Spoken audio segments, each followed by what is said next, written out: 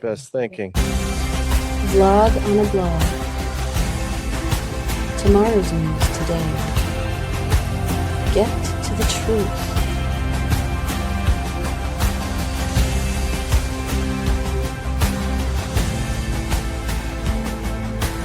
Listen, learn, live.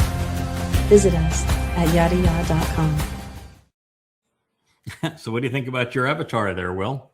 This is your first appearance on the vlog now that you have your own avatar. I got to be honest with you, I love it. There was a whole photo shoot that Matt and Leia sent to me. There's probably, I don't know, a dozen pictures. I thought they were great. Yeah. I think it's terrific. I really do. Yeah, we've got Kevin there. We've got Rich. It's a pretty neat deal. I'm real pleased. We are going to have to get our pal Captain Kirk. I know it's really early in the morning for him, but when the show goes, 8 o'clock? It's not terrible early, but 8 o'clock. But we need to get him out of the sack and him to return. Because he's got a solo shot on that introduction. He does. We have a special surprise for you tomorrow. Then. So okay, well that's good. I'm glad. Right, I'm glad because I lobbied for my pal to be one of the guest avatars on that introduction. So I'm hoping that works out good. And then if we continue to use John, who I really like, John is he's the answer to Gen Z. He is one of the few non-zombies of the generation. The anti-Z, huh? Yeah, the anti-Z. Yeah. We may get a second avatar on the Kirk page so that we have two on that page too. That would be good. I'm sure that Leia's not going to move Dr. Jeff over so that he loses his lone avatar status because he is advocating the rebutting the rabbinical rubbish that Leia's going to be a co-host on. So she's got to, of course, use this as a little promo for her show. Yeah, I don't know if you know that, but that's the upcoming show is we've got Jeff finally to say, okay, I'm going to do this. He's going to do a show on refuting rabbinical rubbish, and his co-host is going to be Leia. Oh, that's wonderful. Yeah, so that's the reason why that is part of the introduction. Well, welcome to the vlog on the blog. We're going to continue. It's been another interesting day in the news. We're going to talk about a lot of things, including refuting this POS here. The conservative alternative is way outside of his or her bounds. Conservatism would be individual responsibility, not religious responsibility. And this notion that there is a God that endorses Christianity, that there's a God of a cross, that there's a God of knights, that there's a God of men killing other men and wearing mail as opposed to being protected by said God is among the dumbest things in the history of dumb things. So I just want to say that the conservative alternative, you should choose a different name because conservatism actually has merit, but not when it's deployed this despicably. The Crusades were not justified. They went too far, and everything in Christianity is upside down and satanic. And fortunately, in 7 years from now, it will be over. There won't be a single Christian left on this planet, and it will be God's choosing to eliminate them. So you're on the wrong side, and you're just making a fool of yourself. So you can go hang around all the medals you want to and pretend that you're some kind of a heroic person. But this is sick. That's what it is. And anybody that wants to pretend that it's a Rockwell image and you're looking up to somebody that's noble, that's fighting for independence, God, and freedom, you are being played for a fool. There was no Jesus. There is no Mr. Christ. The whole thing is a disgusting lie that does nothing but irritate God. Yeah. You know, Yada, there's a recent evolution of conservatism, right? And the Barry Goldwater conservatives prior to Ronald Reagan were conservative in the way that you speak of, little c, where small government, lower taxes, less government Mhm. involvement, and it was less about religion. When Reagan came along, Reagan decided to pull in that evangelical Southern, Democrat and Republican over the pro-life issue. And that's when it really, in the 80s, it really, Republicans and conservatism really took on that Christian banner Yeah, and that's started that's not marching quite under that. that's actually not quite right. It's close. Mm. But remember, I'm 6,000 years old. I've witnessed a lot of this. Reagan wasn't much of a Christian. His wife was actually the occult. They had seances in the White House. Right, yeah. Reagan didn't give two hoots about any of that. He did not orchestrate that. He did not make that decision. A man that I was very, very close to, in fact, very good friends with for a number of years. But before this mission and responsibility came upon me, Jerry Falwell. He was the founder of the Moral Majority. Yeah. It was Jerry Falwell's idea to rally Christians behind Reagan. It was Jerry Falwell's idea to create what he called the Moral Majority. It was Jerry Falwell's idea to take the old-time gospel hour, which was his television promotional medium, and to use it to engage and enter into politics. Yeah. And so Jerry Falwell was the impetus behind this. And to some degree, he worked with a fellow named Ralph Reed. And where Jerry was a misled but decent human being, Ralph Reed was a really conniving SOB. They did some really, really despicable things in the name of Christianity and Christian politics. And they are the forerunners of, the tripe you have seen from the likes of the Charlie Kirks, where you mix MAGA politics, promoting the devil himself, a rapist and pedophile, under Christian garb. So it has changed a lot. Reagan was actually modestly conservative. He did buy into what's called the Laffer curve, which was this realization that if you lower tax rates, you will bring in more revenue because you will create the incentive for more income. So a smaller slice of a larger pie was better for everyone. That is the Laffer curve that was turned into trickle-down economics because the Dems didn't understand it. And the conservatives weren't well enough versed in economics to explain it either. But that is the Laffer curve. It's been proven numerous times. It was what created the Reagan recovery from stagflation under Jimmy Carter. He at least had conservative economic advisors around him. And so he was able to pass legislation that encouraged productivity, and we had a bit of a revival in American economics under Ronald Reagan for returning to free enterprise principles, where we stopped punishing success and rewarding failure.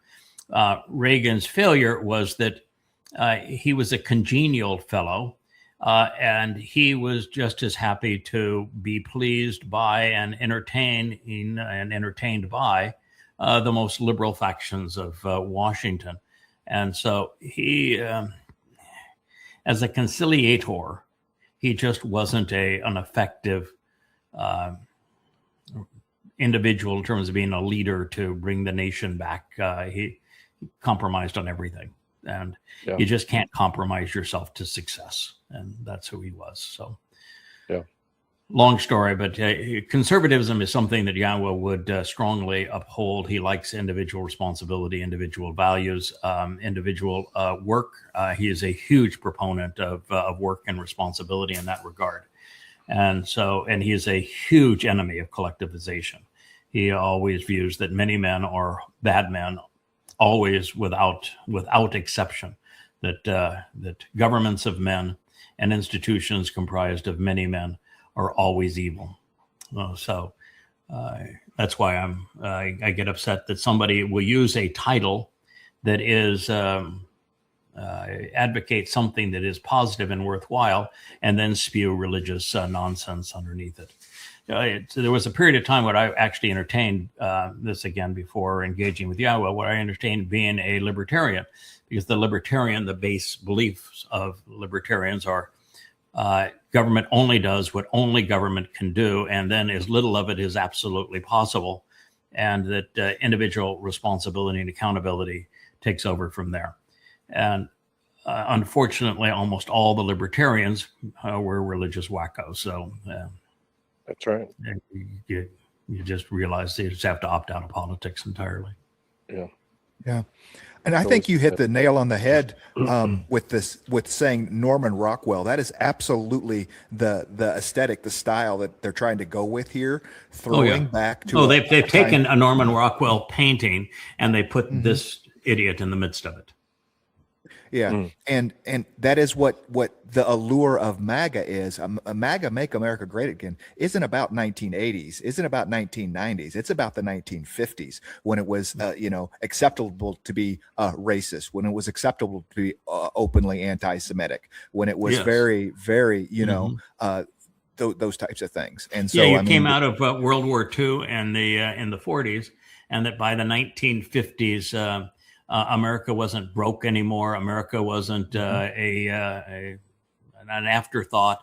The rest of the world was bankrupt, and so America was a cool place to be. A lot of innovation, huge progress, and so America was a pretty cool place to be. Unfortunately, in the 1950s, racism was a nasty part of the American subculture. As was all of the issues around communism and people saying you can only be an American if you agree with a particular mindset that was no longer the America of independent thinking and everybody gets to debate issues. That all went haywire in that period of time, and so the 1950s was kind of a bubble that was an illusion of a very different time. And America had emerged from a war that it thought that it won, but it really lost. There is no way to justify losing 350, 400,000 Americans and fighting a war the way we fought it. It was hanging around in Great Britain for 1941 into 44 to before you did anything, as opposed to going up through the beaches of Greece to stop the Nazis and trying to deal with the concentration camps.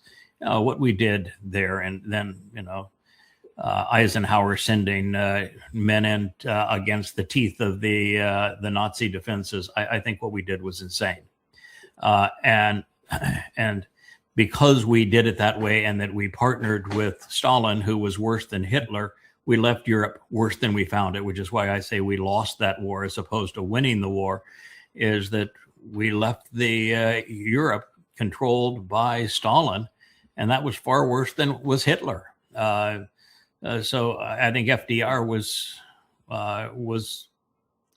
I think he was a fascist. That's what I think. And that then you look on the other side, you can't justify losing another 200,000 Americans on the Pacific front in that war. Maybe it was 150,000, but 150 to 200,000 Americans to avenge the death of 3,000. That was asinine. I mean, it's just that grossly immoral. And then the way we finally won the war by firebombing Japanese cities and then dropping nuclear bombs over two entirely civilian targets in Hiroshima and Nagasaki. I was sick. I was really, really sick.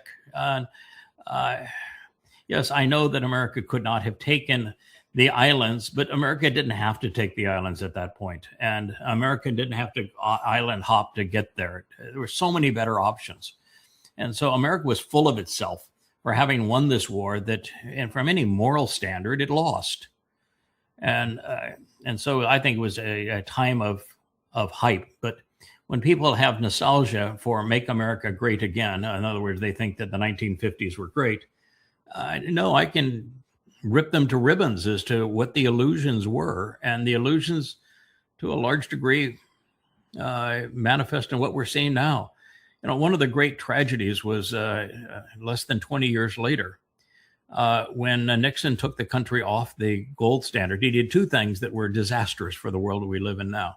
One is he changed the relationship with China such that the communists in China were no longer an opposition ideology into a group of people that he thought he could win their friendship if we gave them favored nation status and made it exceedingly easy for them to buy to sell America products where it would remain exceedingly difficult for America to reciprocate and sell products in China.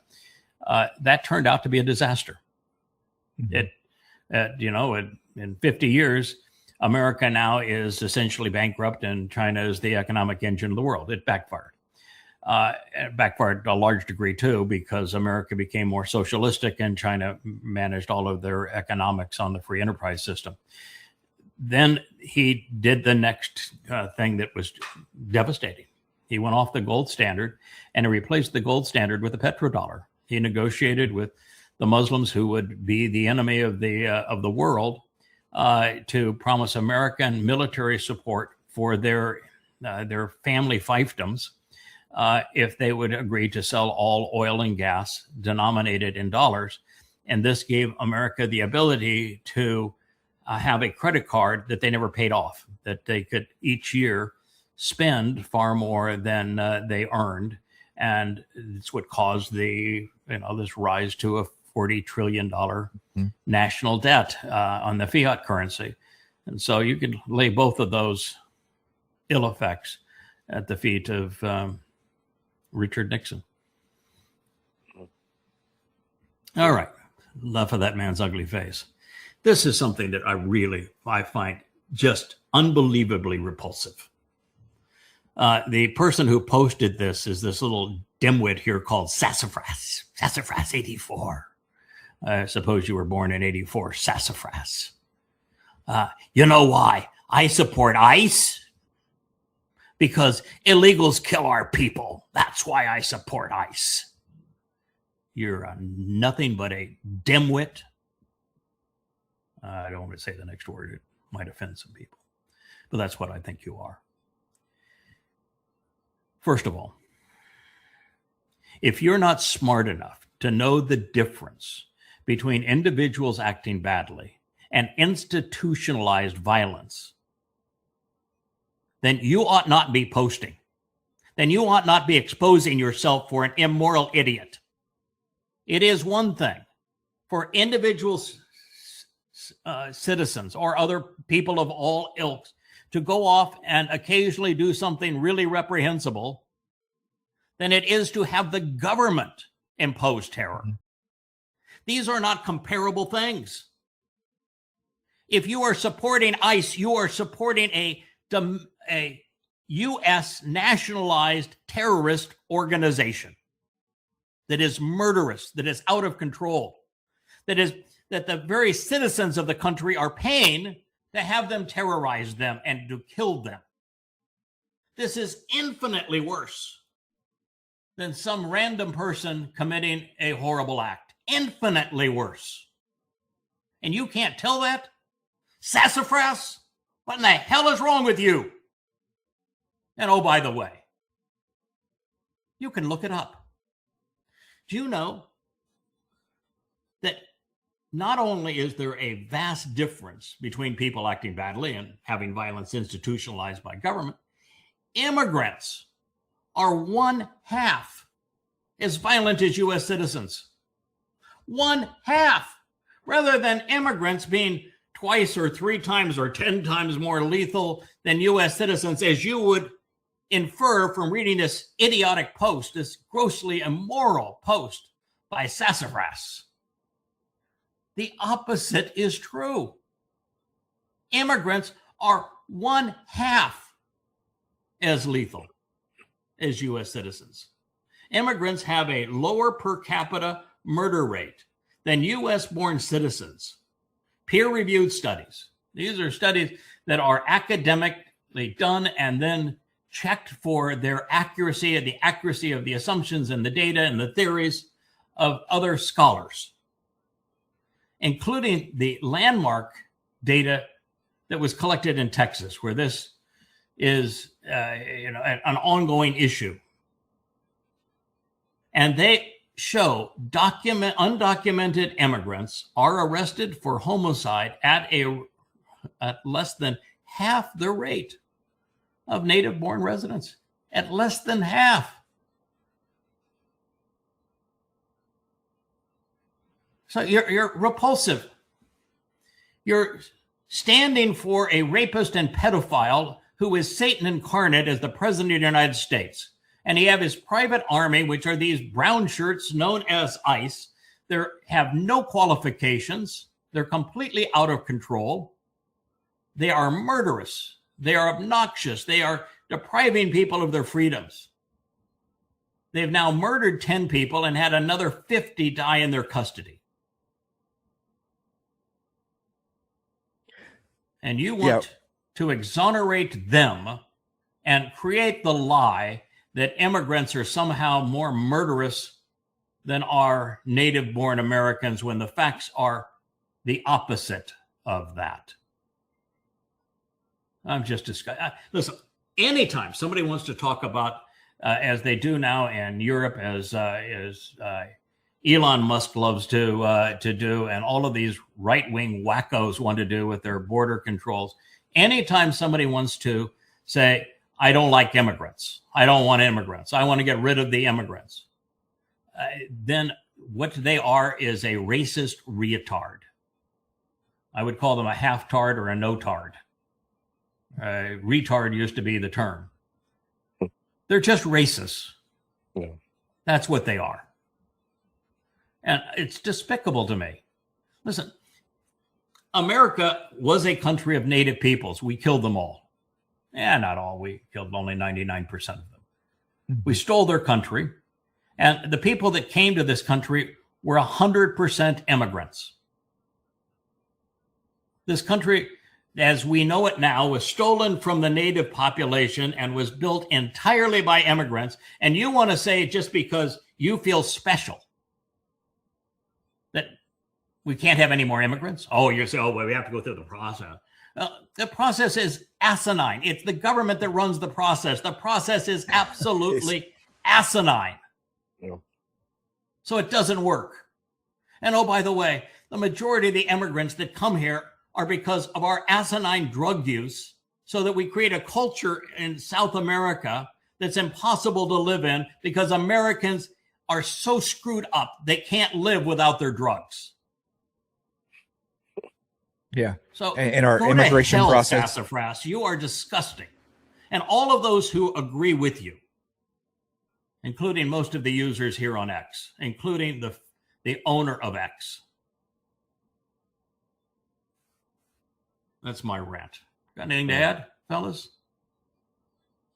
Well, yeah, there's a couple points on this that came up as you were speaking. I mean, working backwards, the last one you talked about was our drug use, also our wars. A lot of our immigration comes from places that we go to war to, and so we get a very large population of Muslims of people that we have just gotten done or are actively bombing. Yeah, because we destroyed Libya, because we destroyed Syria, because we destroyed Iraq, because we destroyed Afghanistan.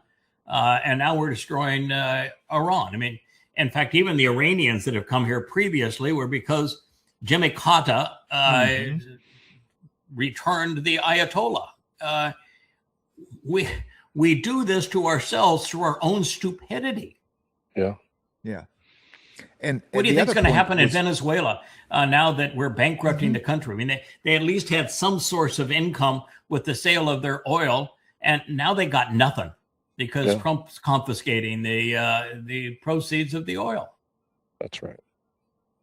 Yeah, those that can make it, that can get out of Venezuela and make their way up here, because that's been going on for a long time with the socialisms there. People have been trying to flee. Yeah, and what's going to happen with the United States imposing all sorts of tariffs on Mexico, when one of the things that was intelligent is creating maquiladora so that people could earn a living in Mexico and could stay in Mexico and care for their families by making products in Mexico. And now you put tariffs on them so that they're out of the jobs.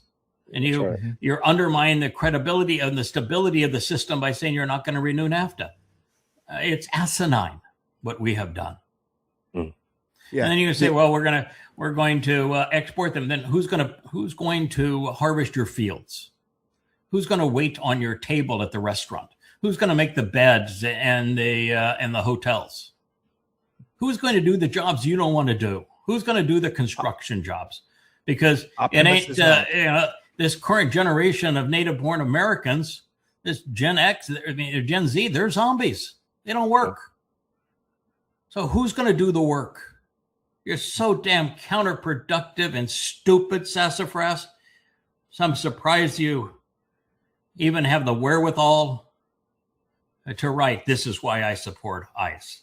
They all died because of illegals. Go to hell.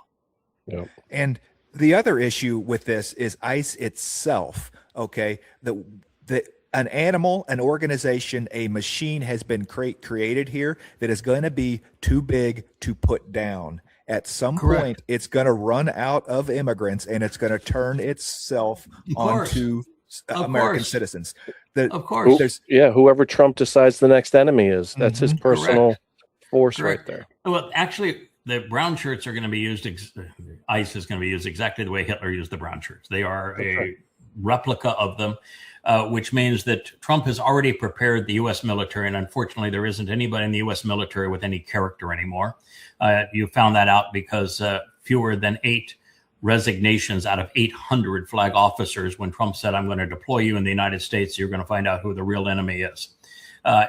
Soon, Trump is going to do the same thing Adolf Hitler did. He's creating the Fourth Reich. And that is that Hitler had his brown shirts, his ICE, to disrupt the Germany and to create an environment where he could rise to unquestioned power. But there came a time when the brown shirts became too well armed and too integrated within the Nazi apparatus, where the military said it's them or us. Take your pick. And the military in America is going to say the same thing. It's the generals are going to say, we're the ones carrying the guns. We're the ones that are going to do the fighting. It's them or us. And then you had the Night of the Long Knives in Germany. Well, Donald Trump is less loyal than was Adolf Hitler. You're going to have the Night of the Long Knives, and ICE will be put down. But it will serve its purpose over the next couple of years, and then Trump's going to have total anarchy, and he's going to deploy the U.S. military in the United States so that there's no elections in 2028. That's the plan. Watch it unfold. And this what we're seeing now through ICE is a symptom of a broken legal system. The people that have committed these heinous acts, immigrants or not, committed a crime at some point. And so why were they not indicted? Why were they not in trial? Because the Justice Department is controlled by Trump, who is vindictive, who threatens everybody, because that's who he does. This president that Sassafras supports, he is a conniving, vindictive one. He is demonic. He will tear everyone to pieces. And so even liberal states like Minnesota, they're afraid to indict and convict, to try the murderers of Pretty and of Good. And my guess is you'll find Maine the same way. They'll be afraid to prosecute this fellow, and you'll find the same thing in Texas.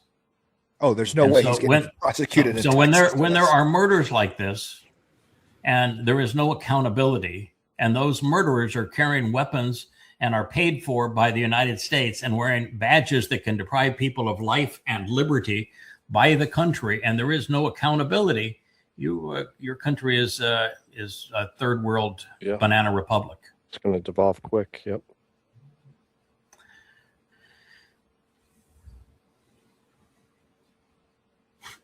I'll take the Christian and hold the Judeo.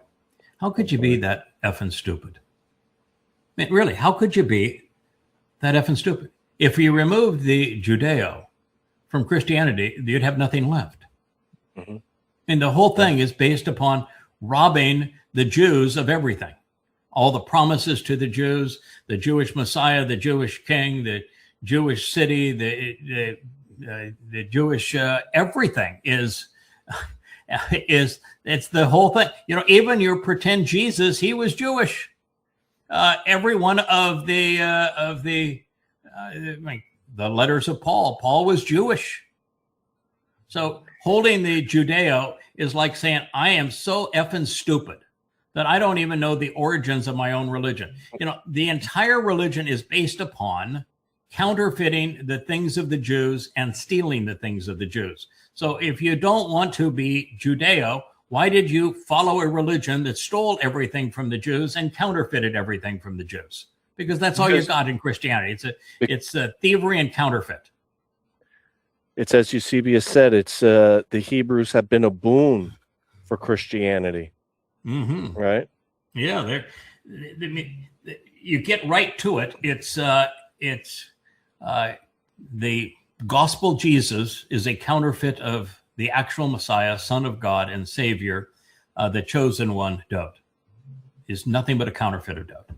And the church is based upon stealing all of the promises God gave to Israel.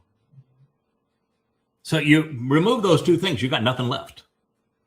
Right. But it's a nice helmet there, pal. Yeah. Oh, by the way, the redeemed, you're not. You're condemned.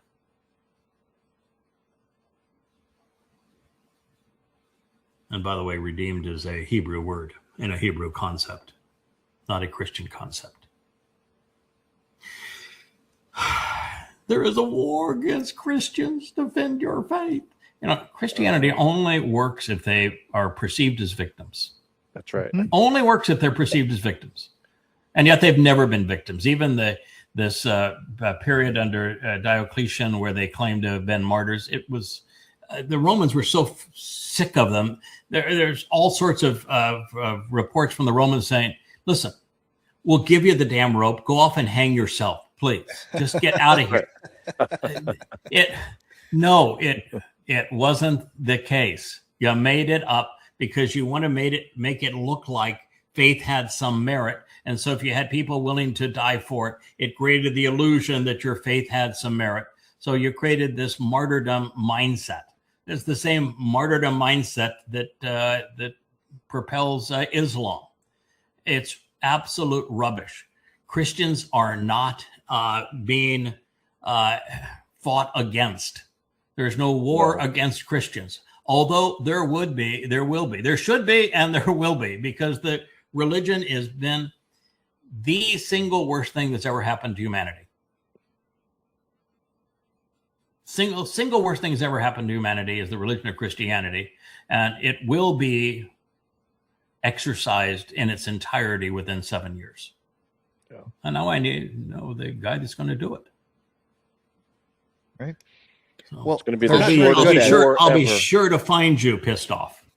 And by the way, you will be. I will assure you that you get to earn that title.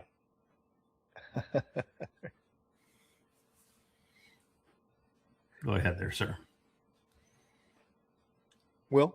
Next, unless you've got something to add, let's go on. Oh, yeah. There's 2.2 billion Christians. I mean, that is just as bad at war as the Israelis are at Gazan genocide. There's more Gazans now than there was before, you know? So yeah, even though there are, I think, 2.5 billion people that would attest to being Christians, Christianity is a dying religion.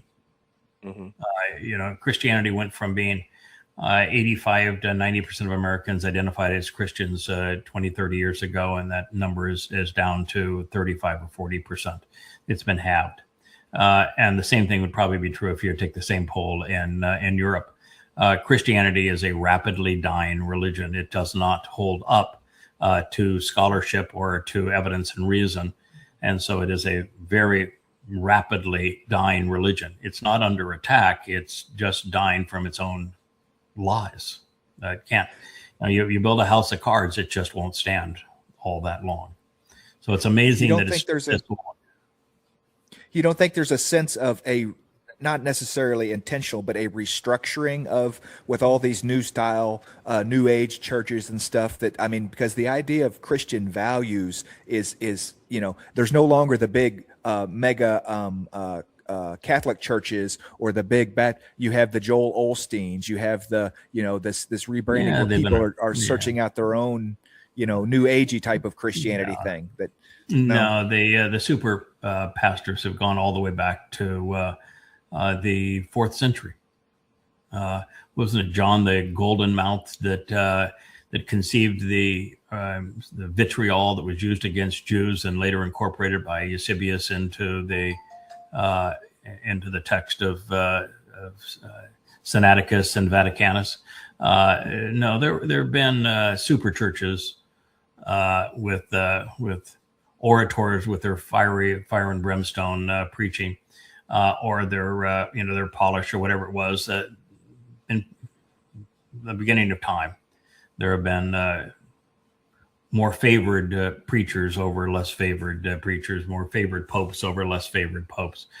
So I think that it's the same, and that you can go back to with the Tower of Power and the who was the guy who was in Southern California that was the Christianity of positive thinking. He built the whole television persona on positive thinking. It was. In fact, I remember meeting him. I've forgotten his name at this point. Robert Schuller was and that goes back 50 years. So this has been around for a long time. And even the television evangelist is losing its steam because today television has lost its steam. Mm-hmm. That's probably why we see banners like this, because Christianity is going to have to start declaring war to rally the faithful, convince everybody that they're being attacked and they need to rally, just like a government would do. When they're in trouble, they declare a war and they rally everybody to it. I could see Christianity having to go down that same road, because your point is that it's eroding, and it's eroding fairly quickly. There are 5 volumes of this book called Christianity, 5 volumes. And they systematically kill the myth of Jesus and disprove every word of the Christian New Testament. And in fact, they make a mockery of everything that is in the Christian New Testament.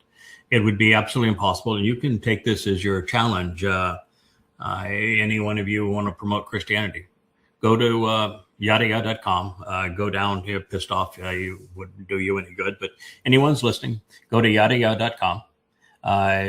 Go to the books page. You'll find it right there in the header. And click on the first volume of Christianity. You'll find it really well written, exceedingly well documented, and all based on evidence and reason. And it systematically proves that Christianity is false in its entirety. And then it actually tells you what the truth is that Christianity corrupted to promote this lie. And it's in many places it's actually funny, because the Christian lies are so thin and so absurd. But go read it. I killed Jesus, murdered him, assassinated him, and left nothing, not even a blood stain there, and replaced it by what actually happens to be true. So if you want to go to war with me. Yep. I'll take all 2.5 million Christians on single-handedly, and we'll defeat you all collectively.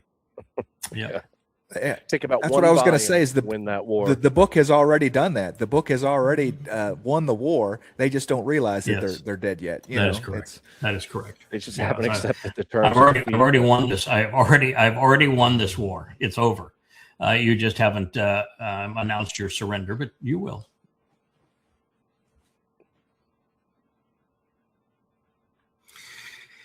Oh, this is pissed off again. So I guess pissed off is really trying to win Moron of the Year award here on X. He's claiming that in front of all of these bunks for the concentration camps in Germany, these were actually be in Poland, but he's claiming that it was Eisenhower that put German soldiers in there and starved the German soldiers to death. And those aren't Jews that were starved by the Nazis. Those are Germans that were starved by the Americans as POWs. Now, Sure. imagine being that stupid. I mean, I can't be it's just beyond the pale that somebody could actually be that stupid. By the way, Rich, we're having... I know. Okay. So I'm here to tell you that it was Germans that assassinated 6 million Jews and 6 million others. It was a mass assassination factory that they built. I've been in those concentration camps. I have I've seen it. And I'm one of the few people that's not only read Hitler's Mein Kampf, but written books comparing Mein Kampf to the religion that it is the most similar to. The Quran and Mein Kampf are exceedingly similar.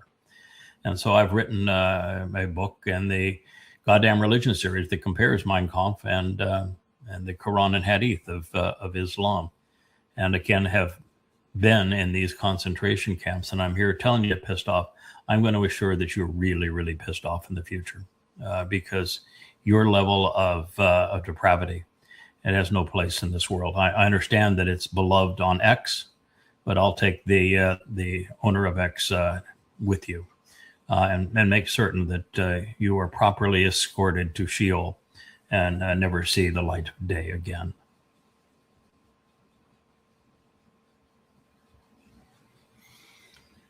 Oh, here again we have one of the best parts. One of the best parts of being a Christian is knowing that God wins in the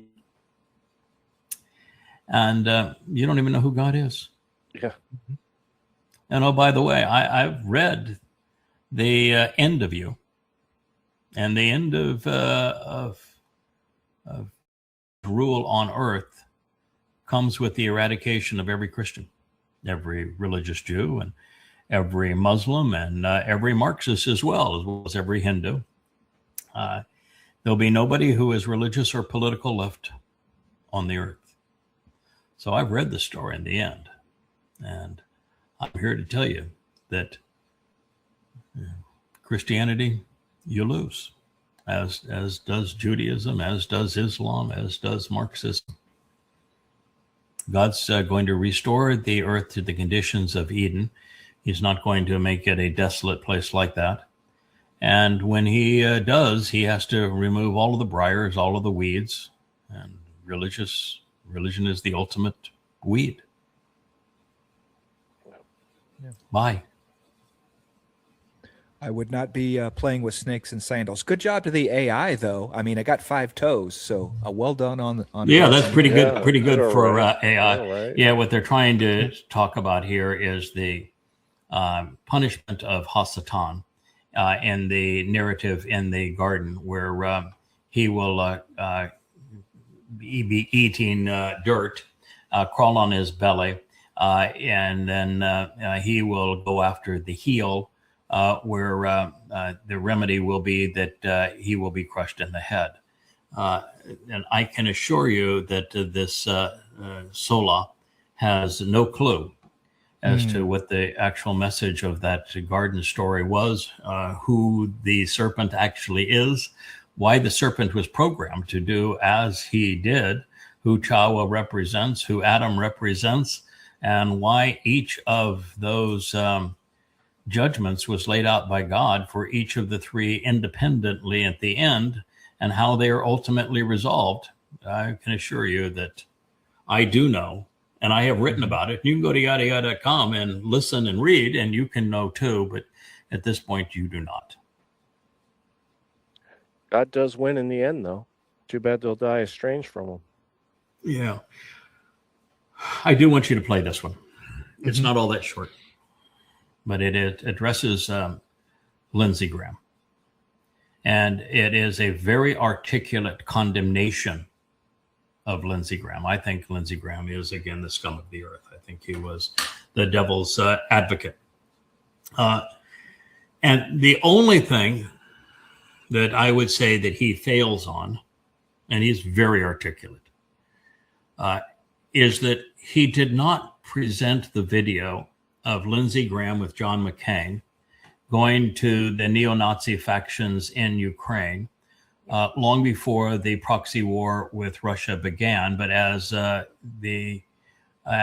Lindsey Graham and John McCain were promoting regime change and had, by violence,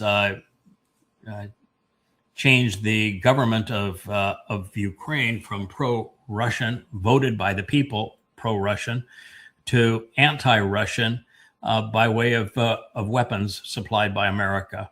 And then those two goons, and I hate to say that because I actually like John McCain, I knew him quite well, went into Ukraine and told the Ukrainians, and I've played the video many times, it's easily searchable on the web, that your war will be our war. We want you to go kill some Russians. Yeah. And he is on record constantly saying, and indeed in the last speech before his death, that the best investment America ever made was using Ukrainians to kill Russians. Mm-hmm. This was a murderous madman. Sure. His legacy is that of death and of deception. He started the war that he blames Russia for responding to. He was a huge advocate for this failed war in Iran. He was a huge advocate of Israel destroying Gaza as opposed to dealing with the real problem, which is Islam. He was wrong about everything and a disastrous person for this world. It's why I'm so upset that there are pro-Israeli accounts and Netanyahu praising Lindsey Graham when he was so counterproductive as a human being. He was literally the devil's advocate. Mm-hmm. So let's play this. This was a true monstrous enemy of humanity, Lindsey Graham. He openly declared that killing Russians was one of the best investments the American people could make, one of the most profitable investments imaginable. For this, Russia officially recognized him as a terrorist and an extremist. But I want to draw attention to the symbolism of his death, a man who was simultaneously a Zionist, a Russophobe, an extremist, and a terrorist, a classic warmonger, an instigator of wars, a supporter of genocide, someone who suggested dropping a nuclear bomb on Gaza, an aggressive, perverted madman. He literally embodied everything we despise and hate about the modern West, the worst of the worst. The fact is, in his final video, he stood in Kiev holding a drone loaded with explosives and said straight to the camera, "Right now, this is all going to fly into Russia, and Russians will die, Russian children, Russian women, Russian elderly." Those were his last public words. He promised Zelensky, another terrorist and extremist, that he would ram new sanctions through Congress, that together with Blumenthal, he would designate Russia a state sponsor of terrorism and unleash other punishments upon us. In other words, he died literally in the middle of yet another monstrous speech against Russia. And immediately after his return to the United States, Russian missiles destroyed the facilities in Kiev where drones were being assembled, including the Flamingo, along with other dangerous weapon systems. So it turns out the American senator stood there threatening Russia, and the moment he left, that production was wiped out. Not a single Ukrainian air defense system could prevent it. Now, there is neither the factory nor Lindsey Graham. From a symbolic standpoint, the entire story with Lindsey Graham is an undeniable information victory for Russia, Iran, and China. The stupidest thing we could do right now is start saying, yes, of course, he went too far sometimes, but we express our condolences. Absolutely not. They are constantly trying to mock and humiliate Russia through similar information campaigns. The most correct symbolic position in this situation is simple: a dog's death for a dog. When your open enemy, a vile creature who hates you, dies, is that really a reason for sadness? I am not calling for crude gloating, but this is an element of information warfare. And in this game, you can only play it two ways.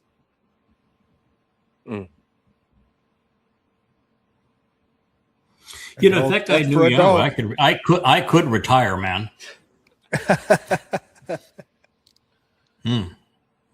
He's articulate.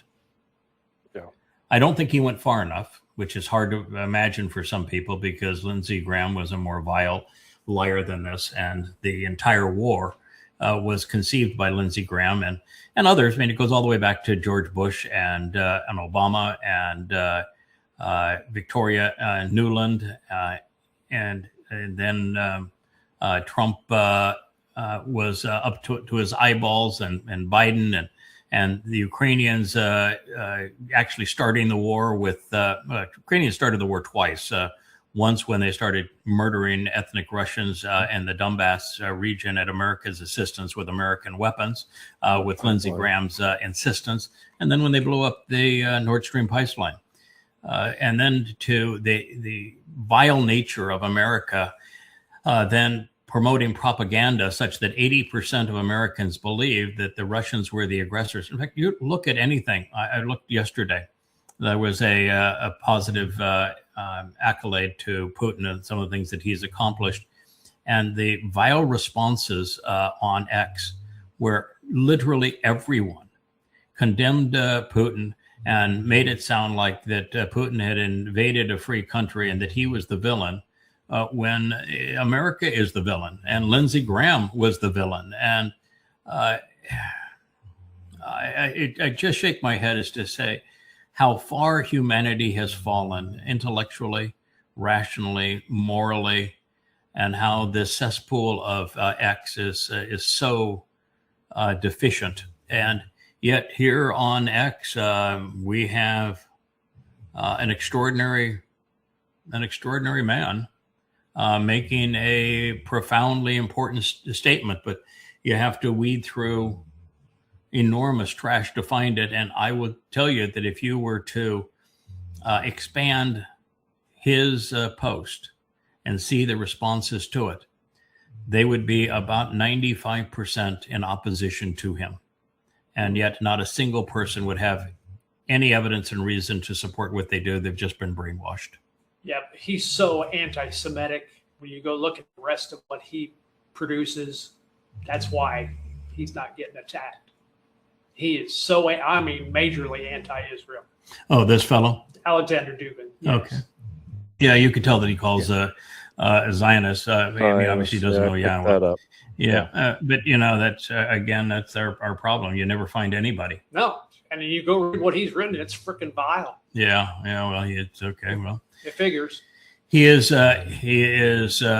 right about Lindsey Graham, and he is wrong about YAHOWAH and Jews. Now, no. Blind squirrel. Yeah.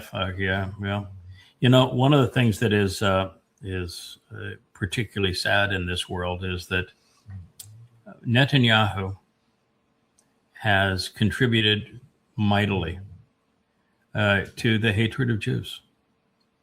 Yeah. What he did in Gaza was asinine. Yep. It was immoral. It was unjustified. I'm not calling it genocide because it wasn't genocide. But you go and completely obliterate the homes of 2 million people to avenge the deaths of 1,200.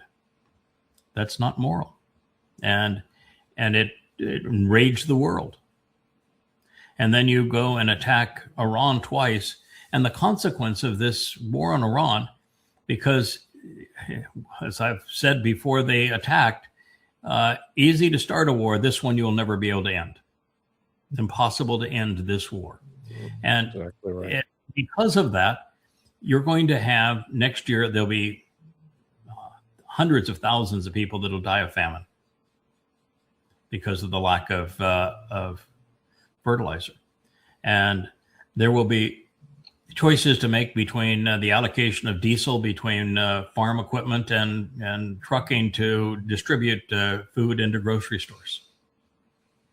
A terrible travesty. There'll be economies that will be completely ransacked as a result of this war, and you've turned a non-war into a war between three countries, and now into a regional war, and have the potential of becoming a world war.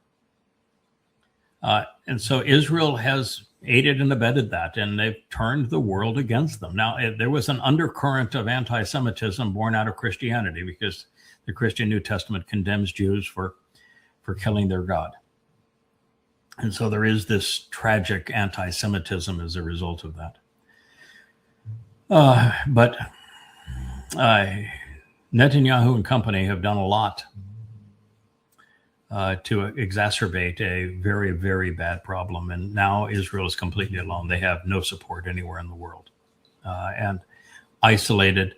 They've clung to Trump as if they could rely on him, viewing him as the second coming of Cyrus, when in fact Trump is Satan. Their prophets spoke about him. They ought to be able to read their own prophets, and he's the great betrayer. And he's already betrayed them, and it's just going to get worse and worse and worse. Trump was always looking for a scapegoat, and Israel's going to be a scapegoat. Yeah. He's already made that clear. So I'm sorry that this fellow who was so articulate, although he missed points that he should not have missed, if he's really well informed and rational, he should not have missed the points that I brought up. And I was I was disappointed that he brought up Zionists. The fact of the matter is, Lindsey Graham was one of the reasons that Netanyahu felt at liberty to destroy Gaza. Why Israel felt at liberty to attack Iran not once but twice, and those were exceedingly counterproductive things for Israel. It was the wrong move. It's a disastrous move for God's people, and I don't like Netanyahu. But again, I watch a lot of news. I'm a news junkie, because you can't do a program like this, and you can't analyze prophecy unless you're up to speed. And the very few people who are in the public eye who give lip service to Israel, they do so for all the wrong reasons. There is not I don't think there's anybody out there who is supportive of Israel for the right reasons and is opposed to the Israeli government for the right reasons. And the overwhelming preponderance of people, their simple answer to everything is blame the Jews. Mm-hmm. Yeah, I bet Ukraine won't be doing any show and tell tours to American senators anymore. I mean, can you imagine the day after that senator, or that day that the senator leaves, that facility gets just completely taken out? The AI that they're using which it means that Putin could have killed him. If Putin wanted to kill him, he would have killed him.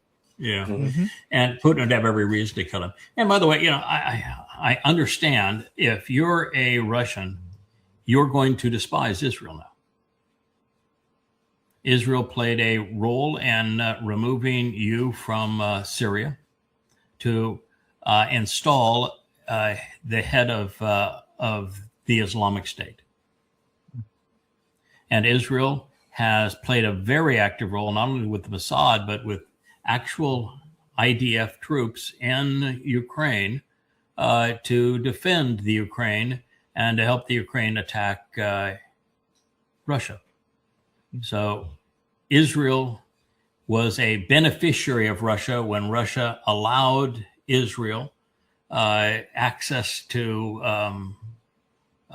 Hezbollah kinds of things that they could blow up, and when worked with Israel in trying to maintain Israel's security when Russia was involved in Syria, and thought that maybe, we ought to get some benefit from working with Israel. Putin was exceedingly supportive of Israel in that regard, and then Israel turned on Russia. And so as a Russian, you would have every reason to say the Israelis can't be trusted.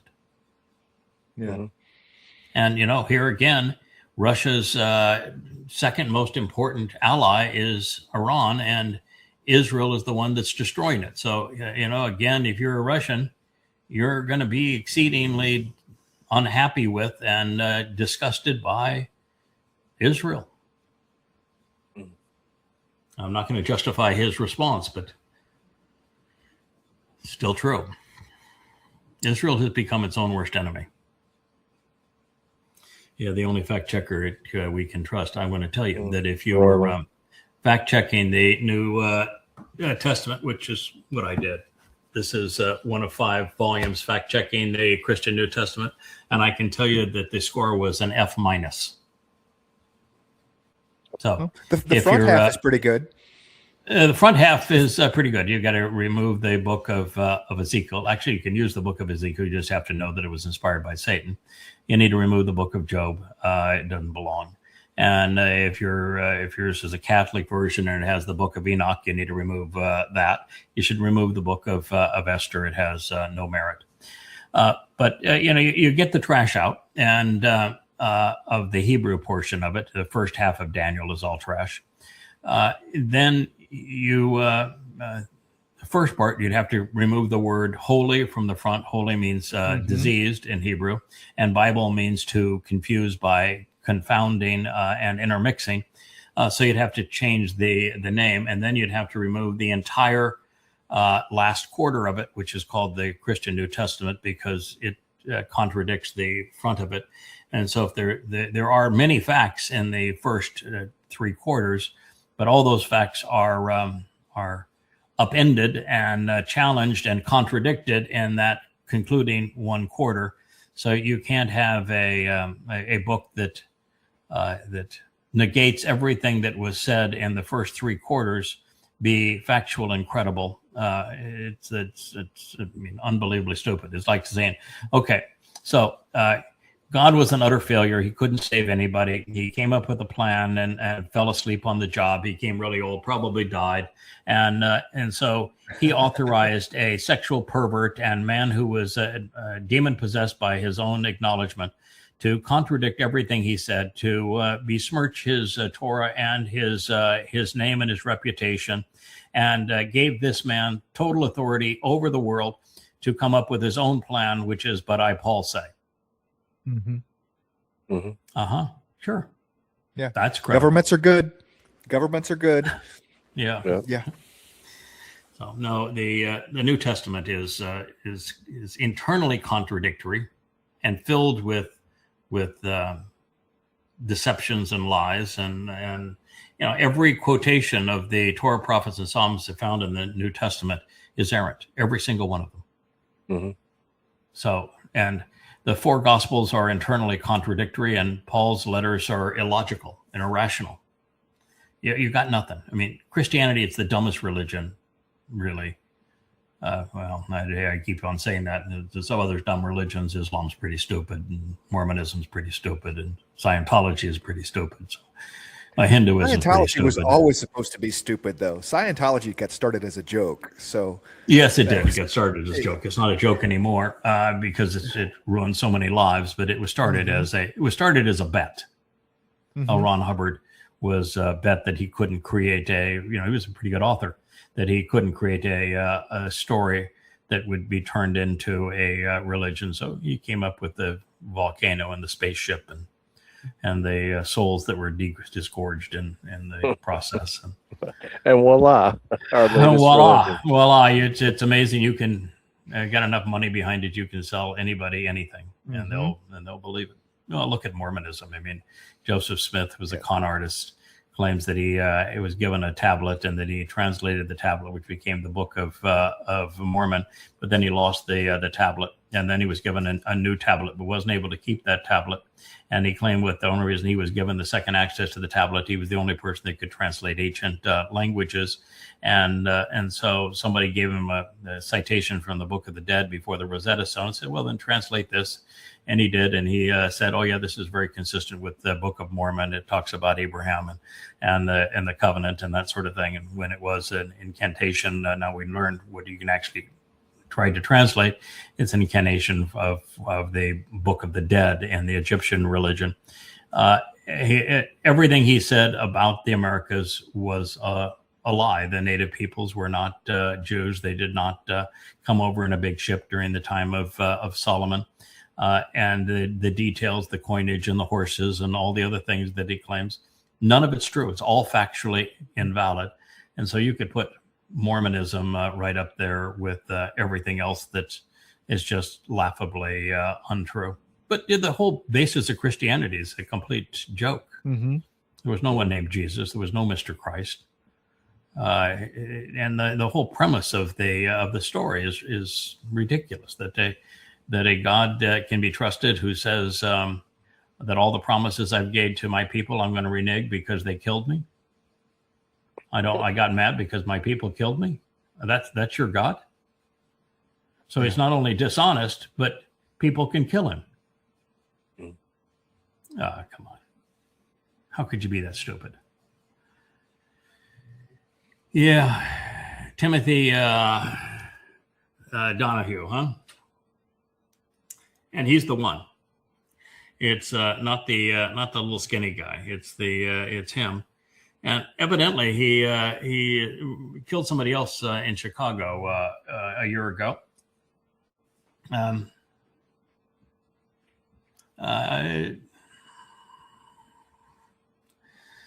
Words escape me as to just how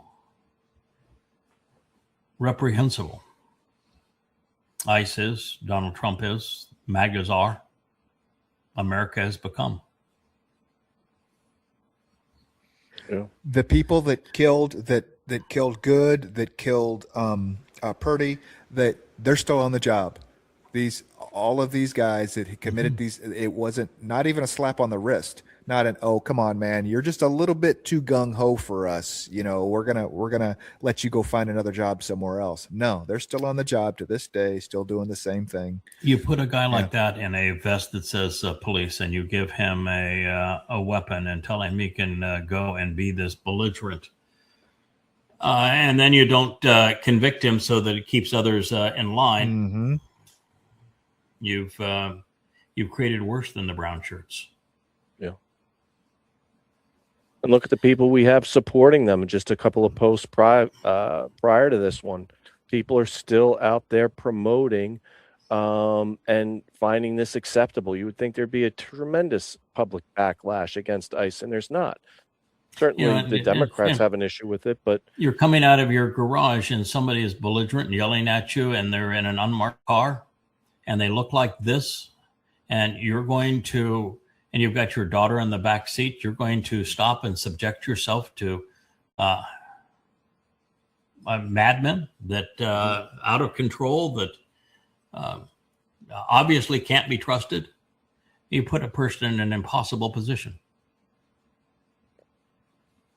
And then you have the MAGAs promoting it and the dumpster promoting it. It's demonic.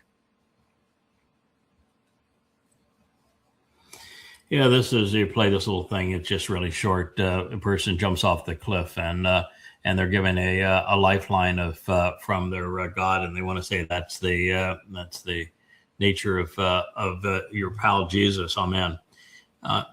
This is the nature of religion. I don't think there's any sounding. Oh, I guess there is. So yeah, you can. That's the whole thing. Just go right ahead and jump off that cliff. Believe that you jump off that cliff, you're not going to die, that your is going to whisk you up to heaven for no particular reason. That's the nature of that's what a belief is all about. You're going to risk your life believing that you that cliff and that somehow you're going to be saved. Yeah. Forfeit your soul in the That's why religion is so dastardly. Yeah. I can tell all who have died trusting Christianity are in one of two places. Their souls have been dissipated to nothingness and they wasted their lives, or they're in Sheol. Not a single Christian is in heaven. Not one, not ever, including the mythical Jesus, including Paul, including Mark and Luke. They're either in Sheol or they're in their souls are dissipated to nothingness. Not a single person has ever been saved by the lie that is Christianity.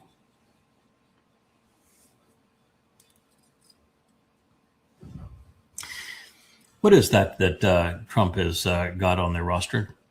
Have you ever seen one of those before? It's an Akia. Yeah. Aquila. It's an Akia. Yep. And Aquila is from what? From Rome. They carried Rome, him in front. Rome. The legions carried him in front of them. Yeah. That's correct. In fact, if you had lost your Aquila, the entire legion was disbanded, and the people were treated worse than slaves. And that was the symbol of Rome. It was the symbol also of the Third Reich. That is Trump's symbol because he is creating the Fourth Reich, and he's not doing it subtly. Der Fuhrer is creating the rise and the fall of the Fourth Reich. So here is a speech. And in his speech, he says, we can't be responsible for daycare. We can't be responsible for welfare. We can't be responsible for Medicare. We have wars to fight. We can only, as the federal government, be responsible for the Department of War. Oh, great. Thank you very much. Well, at least he admitted it. Yeah. Can't be involved in anything that might benefit people and that is not vicious and destructive. No, not Satan. The only thing we can afford is war. We're going to go kill people, destroy things, blow stuff up. That's what that flag now symbolizes and that Aquila symbolizes. We're going to go blow stuff up. Can't be bothered with any of your daycare. Can't be bothered with Medicare and with anything like that. No. Let's all for war and war for all. That way, MAGA. You know, talking about I just noticed that the tassels on the flag have changed. Normally they're gold tassels. I mean, you can't see any of the fringes, but normally the tassels are gold. There's a complete flag protocol that exists. So each part of that flag has a symbolic meaning. And those tassels are new to me that are that red, white, and blue or whatever color they are. There is an absolute, they're not there by accident. No, and he's the guild. Trump Well, probably changed look, them he's on got the the whim. gold curtain, so the gold curtain blends with his Aquila. He's not behind the rostrum of the President of the United States, no, because he wants to be the Caesar of the world. He wants to be Julius Caesar. And I would like him to be too, at 2 Brutus. So at least he's got that part right. He's going to make his declaration. He's a god on the Ides of March, according to the prophets. So the Ides of March is the most important day in the Roman calendar. Yeah, he's building the Fourth Reich. Yep. That's why he has this arc to Trump. That's why he's building the ballroom. That's why he's got the Aquila there. That's why he doesn't want elections anymore. That's why he has the Department of War and does not have a Department of Defense anymore. And he's honest, at least, about that. Yep.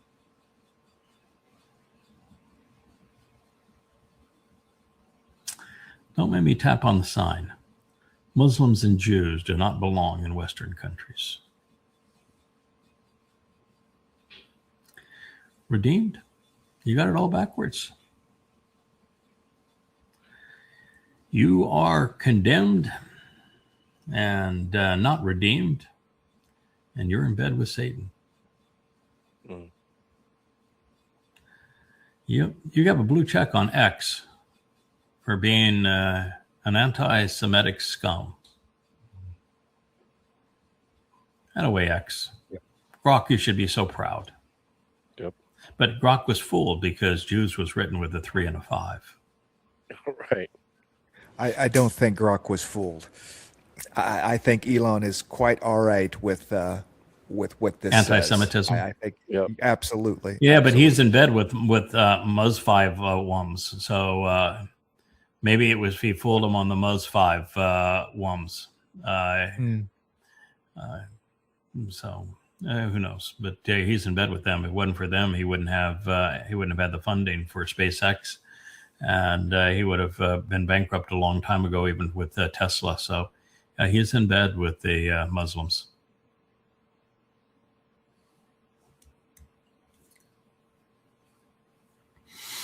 Oh yes. So yeah, here is Allahu Akbar. This is one of the big issues is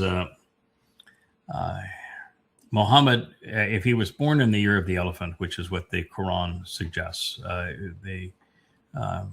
and without any evidence to the contrary, the hadiths want to have Muhammad born in, I think, 570, and so that he would have been 50 or 40 when he started with Islam.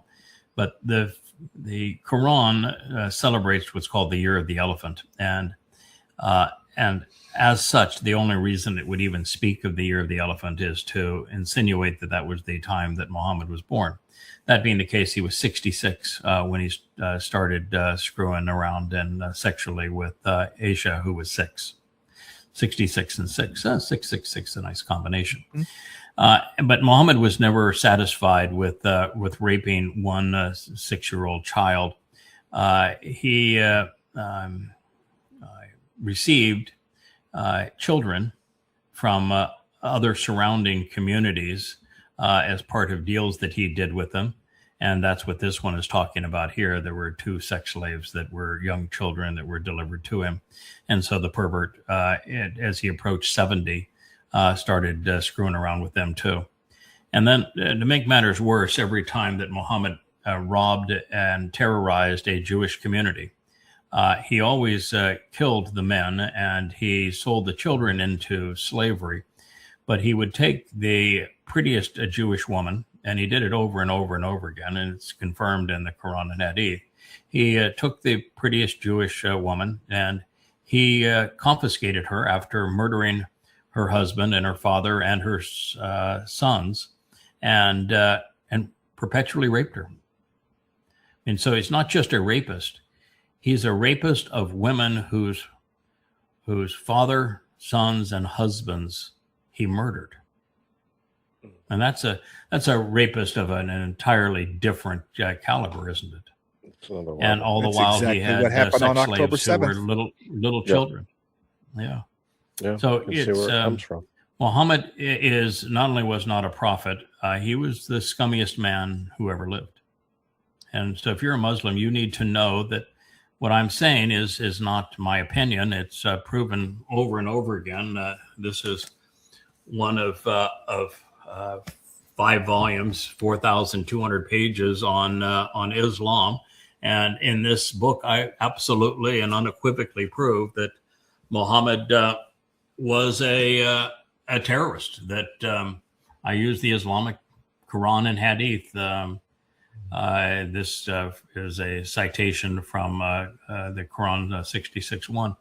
I cover the entire Quran. I provide 6 translations of it, including my own. And I set the Quran into the context of Muhammad's life, reorder it chronologically, and systematically prove that Allah was Satan and that Muhammad was a rapist, a pedophile, and a mass murdering terrorist.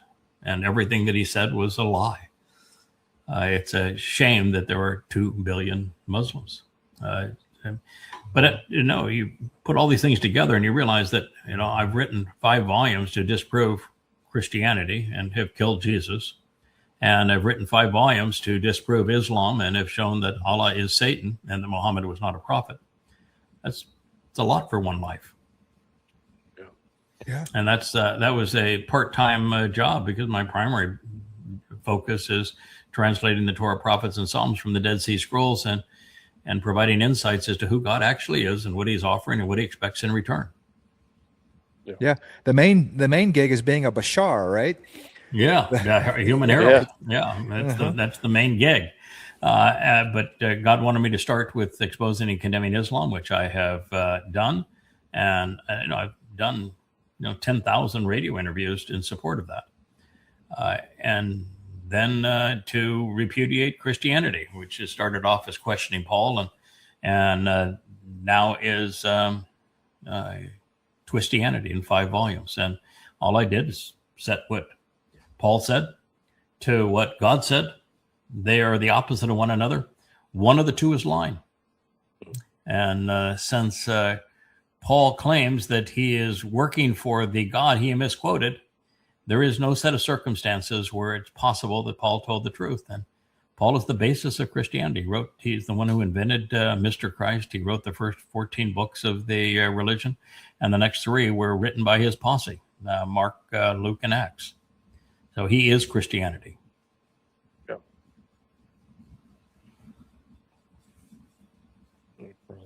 We showed this picture a couple of years ago,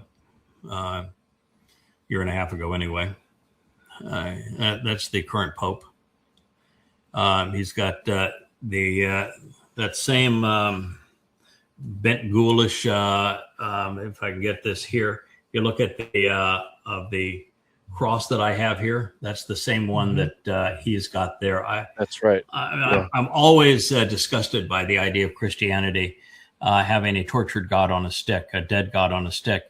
But the one that Pope is using there is a really, really convoluted and tortured God on a stick. I just think a religion that thinks that it's fun to present their God tortured and dying is really, really demonic and sick. And of course, he's wearing a Dagon hat, which is entirely pagan, and he's carrying this tortured God on a stick, and he's bowing down to Mary. There was actually no Mary, but everything about Mary has her be the crown, the Queen of Heaven and the Mother of God. She is Astarte. She is the one that the Torah, prophets, and Psalms rips to shreds, condemning as the pagan Mother of God and Queen of Heaven. And so Roman Catholicism simply integrated the pagan beliefs of cultures around them to amalgamate more believers into the religion. And this is all part of it. That's the reason why there is Easter. Astarte is also known as is Istar, and that became Easter. And it's Easter that the Son of the Sun is becomes this Samaramus here, this Astarte Mary figure is impregnated by the sun's rays, so that 9 months later she can give birth to the Son of the Sun on the winter solstice, which is Christmas. The whole thing is just pagan, pure and simple. So I'm glad to see the picture of the new American Pope bowing down before his goddess. I'm glad you cleared that up, because I always thought it was a Shiska god and a Datgun hat, but you cleared those up. It's a Dagon hat, right? It's a Dagon hat, yeah. Dagon is actually the name of the. That's okay. It's the fishtail of the Dagon hat. It was part of this same cult. Because the Mother of God and the Queen of Heaven was shown that ictus that Christians have, it was turned 90 degrees. It's a vagina. And so Christians turn the vagina symbol of the fertility god, the Madonna and Child, into the symbol of their religion. And they then took the Dagon hat, which is symbolic of that fish god, and made it the crown of the Pope. And of course, Pope is from the Latin, where Augustus Caesar was the first to call himself the father of all Romans, the Pope. And so it's a Roman imperial title that they bequeathed upon themselves. And God, of course, calls Imperial Rome and the Roman Catholic Church the beast that trampled, the most vicious of beasts, and the beast that trampled on the entire world. So this is the worst enemy that mankind has ever faced, according to God.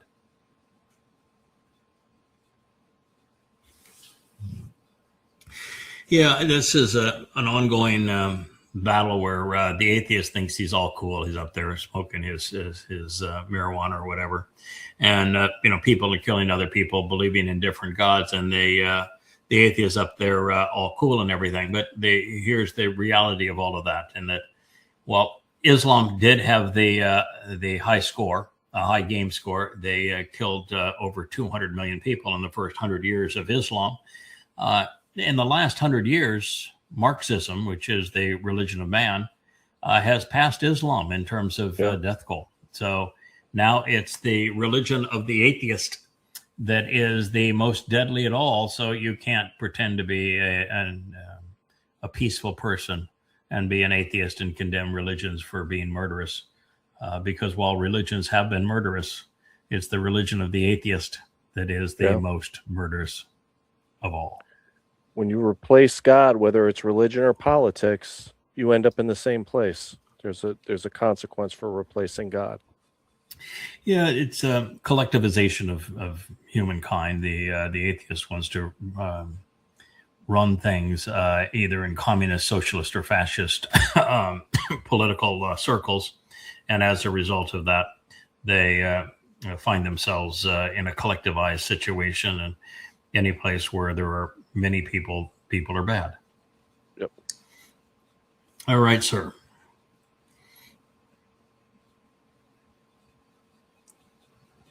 This is really an interesting deal here. You can play it. I don't think there's any sound with it, but if there isn't, you could just, I think you've already turned off the sound anyway. But these are FBI agents, one after another, going in with evidence bags. And you know where they are, what that home is? Well, it's Lindsey Graham's house. That is correct.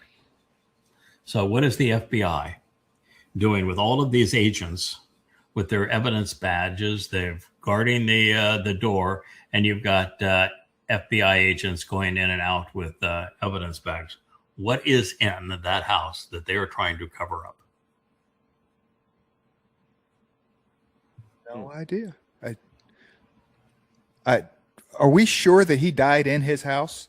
I mean, at least that's where something happened, and then Larry Johnson, the FBI, the former CIA analyst that made the claim that the Iranians had already had a nuclear bomb, and he's making the claim that Lindsey Graham was killed in Ukraine and then was flown back to the United States dead. But there's also 911 reports of Lindsey Graham making calls to, not to 911, but to his scheduler, asking his scheduler to call 911 because he wasn't feeling very well. And that evidently they arrived too late. So I think the evidence is that he died here. There is considerable evidence that he wasn't just gay, but that he was really into some very whacked out homosexual practices.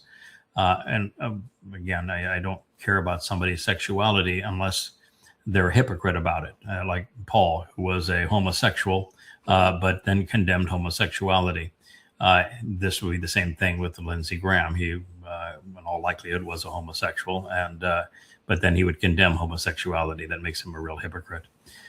Might have been one of his more redeeming qualities, for all I know. But these guys are in confiscating evidence. And what's the reason? And of course, in America today, you'll never know. That's right. I find it fascinating that someone lives a life of being a senator and their first call is to someone to call 911 for them. Mm-hmm. And he's called a scheduler. According to another senator, who I guess knew the same scheduler, Lindsey Graham called his scheduler, not 911, and said, I'm feeling uncomfortable. According to the whole thing, he said, I can't die now. I've got other things to do. I've got to get the sanctions on Russia. I've got to get more weapons to Ukraine. I've got to, do this. Warmongering. Oh yeah, more war for Iran. I've got things. I've got really important things to do. People to kill. Get the Save America Act through. Yeah. Oh, it actually didn't say that one. That was not in his list. But that's what Trump said. Trump. Nope. He did not mention that. He had just got off the phone with him. Trump lied. Yeah, go figure. Trump lied. No way. And there seems to be a real disconnect too that Trump could have had a conversation with him when he called his scheduler and said, "I think I'm dying and I'm not ready to die because I've got more people to kill." And that one of the subjects he wasn't talking about was the Save America Act. So. Well, we seem Well, to Trump- have a disconnect. Somebody's lying here, and we got the FBI in to confiscate the evidence. Trump did mention. I think we're in going to have his phone as call. much accountability here as we had on the Charlie Kirk assassination. Oh, Maybe less. absolutely. We're not Yeah, going Trump did anywhere with mention the phone call took place between him and Lindsey somewhere in the 7s, he said, by Yeah. his recollection. So now we can at least timestamp it with when the 911 call came in to see if From if the there's any scheduler. tomfoolery. Well, we don't know. It wasn't from Lindsey. It was from the scheduler, and the FBI Uh-huh. wouldn't is highly likely not going to reveal that. Isn't that amazing No. that we live in a country now that is that way? Can't get that kind of answer. Yeah. Yeah, that the country won't even identify the murderers of Good, of Bretty, or of Joan, or the fellow down in Texas. They won't even reveal their names. Yeah, it's a very special country that you live in now. And banana the republic. FBI would not be my first choice to go in and secure any sort of not only classified information, but seedy type of. The Yeah. man's a senator. He's known a lot of secrets for a long, long time of people on the for Hill, sure he right? has. And if he had anything Yeah. on anybody, I wouldn't be sending the FBI in to secure that material. You know what I mean? They're not the group that does that. So No, um, no, they're not. They're not. None of those FBI agents have top secret clearance. They're the Mhm. cleaners. They're the cleaners. Yeah, they're the cleaners. Yeah, I mean, that's what it strikes me is they're the cleaners. That's what you would do if you were the mafia, and you would send in the cleaners. And of course, Right. you know, Scrub it all out. Donald yeah. Trump is the Don, the godfather of a criminal enterprise. So these are his cleaners. On kind of a same note, I'm very, very curious about this. I've heard that his sister is going to be appointed Already has been. as the Yeah, that was weird. Already Right? has I been. saw and that. and she Already has has no political No. political whatsoever No. in any way, shape, or form, you know. That didn't And that's make going to sense. be such a wild card. Interesting. Is she going to go in with this altruistic idea of what a senator's supposed to be, or is she just going to toe the line and keep her mouth shut? You know, She was I mean, Toe she the was line, chosen keep her by mouth Trump. shut. She will do what Trump tells her to do. That's right. sure. Period. Yeah. End of conversation. Trump even admitted that that was an odd choice. He knew that No, was Trump. flawed. Trump recommended her. Yeah.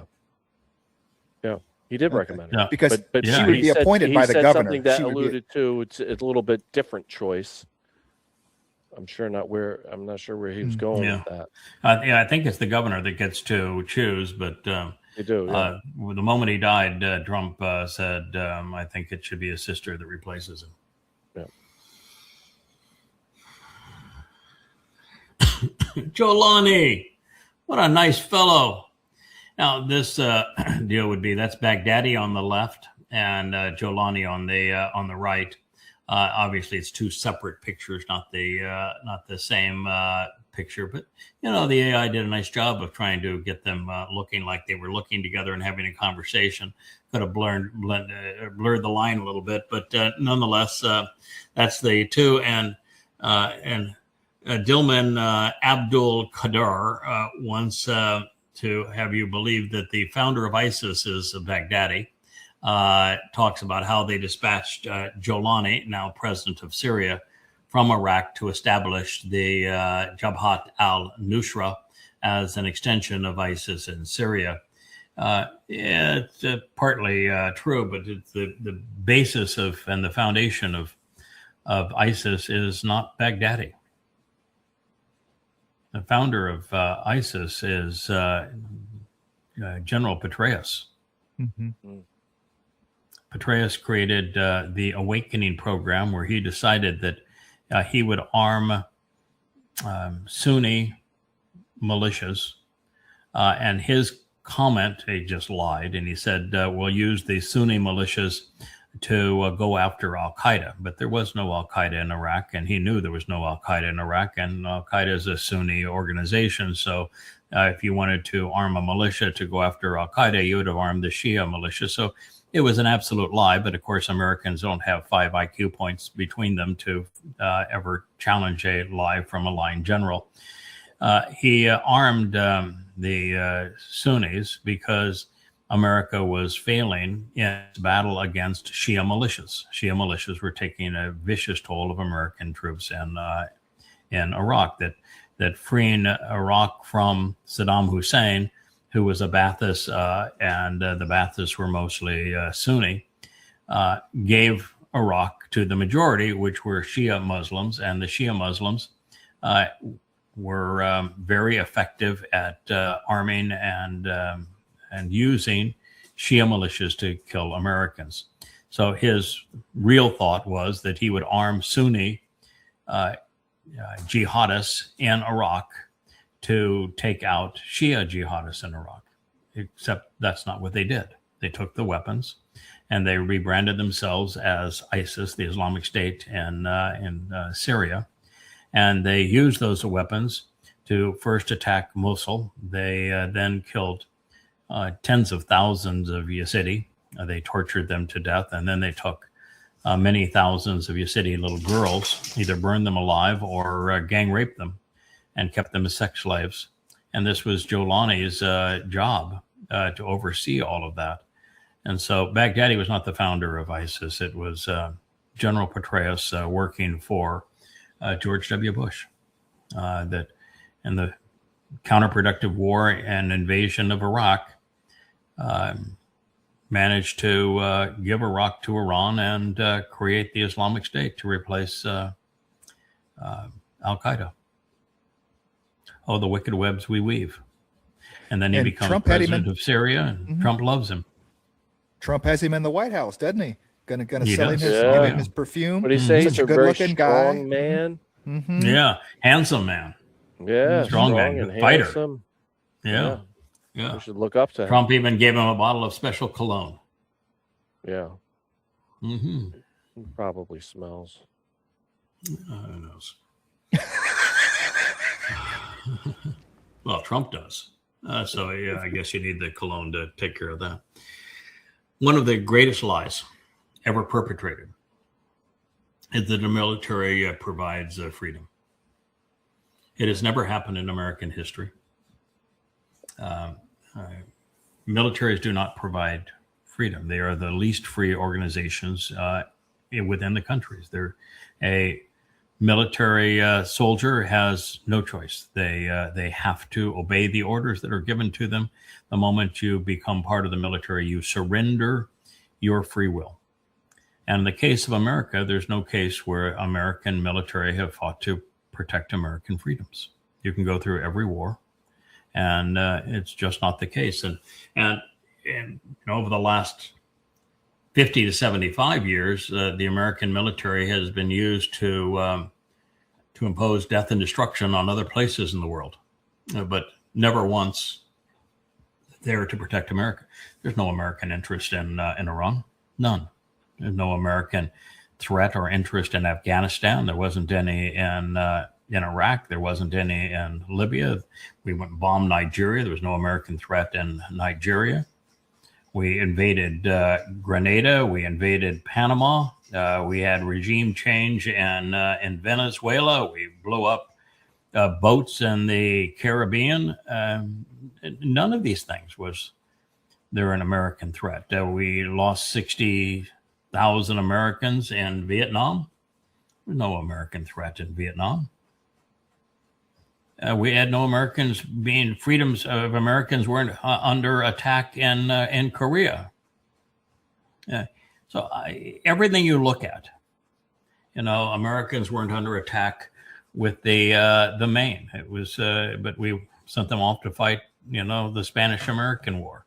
Americans weren't under attack in the Mexican-American War. The Americans were not under attack when we literally had the Lusitania sunk to cause that war. The idea that American freedoms was under attack because of the Gulf of Tonkin, it turned out to be a complete lie. No. Americans that sign up for military duty are sacrificing their liberty and living a lie. And the organization they belong to is designed to blow things up and destroy them and kill people. Mm-hmm. It is not designed to protect American liberty. They have never done so. They will never do so. It is a complete propagandist lie. What the military does is make it impossible for people to approach grievances with their government. Mm-hmm. That's why Trump wants to deploy them inside the United States. So no, it's a hideous and insidious lie. I do not support the troops. The total abandonment of the U.S. military would be the best thing that America could do. Never should have been. No. It never should have been. Ever. Thomas Jefferson was really clear that the whole purpose of the Second Amendment was to eliminate a standing military, which Jefferson knew would be the second biggest threat to the country. The biggest would be a central bank. The second biggest would be a military. And he went on, he wrote vociferously of the consequences of a military. It sounds very much like he read YAHOWAH's analysis of what was going to happen when the Jews democratically decided they wanted Shaul to be their king in the way of the Gentiles. Jefferson knew that a standing army, a military of a permanent army, would be devastating to the nation's freedom. And he was right. And but the morons now that promote this lie, and it's propaganda. And of course, when they promote propaganda, they have to have it under a flag. They've got to have it under some symbol that people revere. But it's nothing but propaganda. It is not true.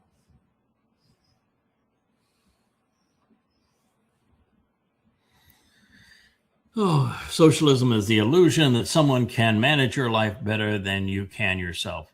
What a stupid statement. Good God. I mean, when the only intelligent thing that was said that we found on X for the whole day was proposed by an anti-Semite. I know. A Russian anti-Semite. A Russian anti-Semite is all we've got. No. Nobody becomes a socialist because they think somebody can manage their life better than themselves. Never, ever, ever. So that isn't the definition of it. It's not even close to the definition of it. Socialism is this mental disorder that thinks that what others have earned belongs to you. And it's born entirely of greed. The very greed that the socialist portrays on those who are productive so they can demean them is the very greed that sits at the heart of socialism. Yeah. It's born out of envy and greed. Yeah. Not capitulation. The Marxists believe that they deserve what others have earned and that they were going to create a government that confiscates it.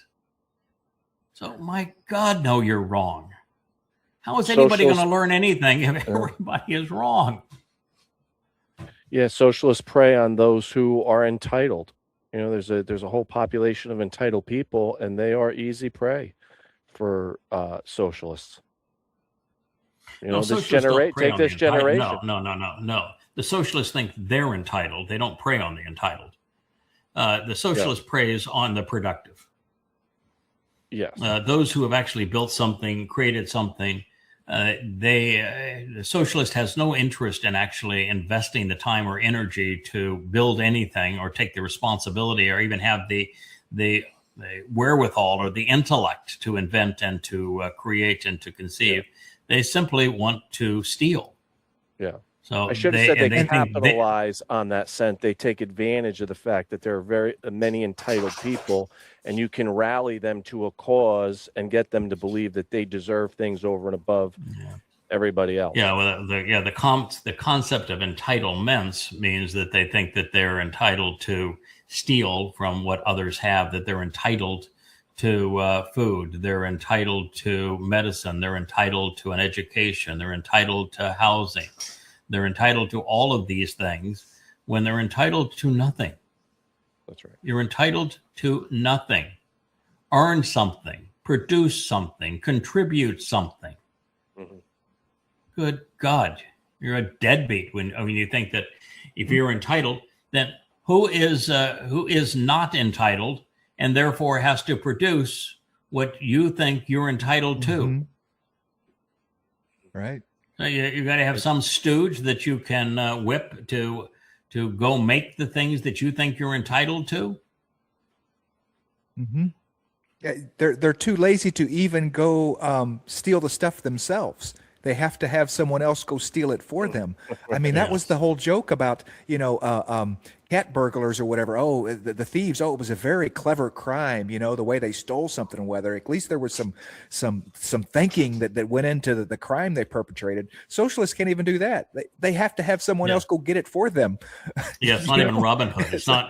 Robin Hood went out and robbed the rich allegedly to give the poor. Of course, with him taking a mighty swath of the proceeds for himself.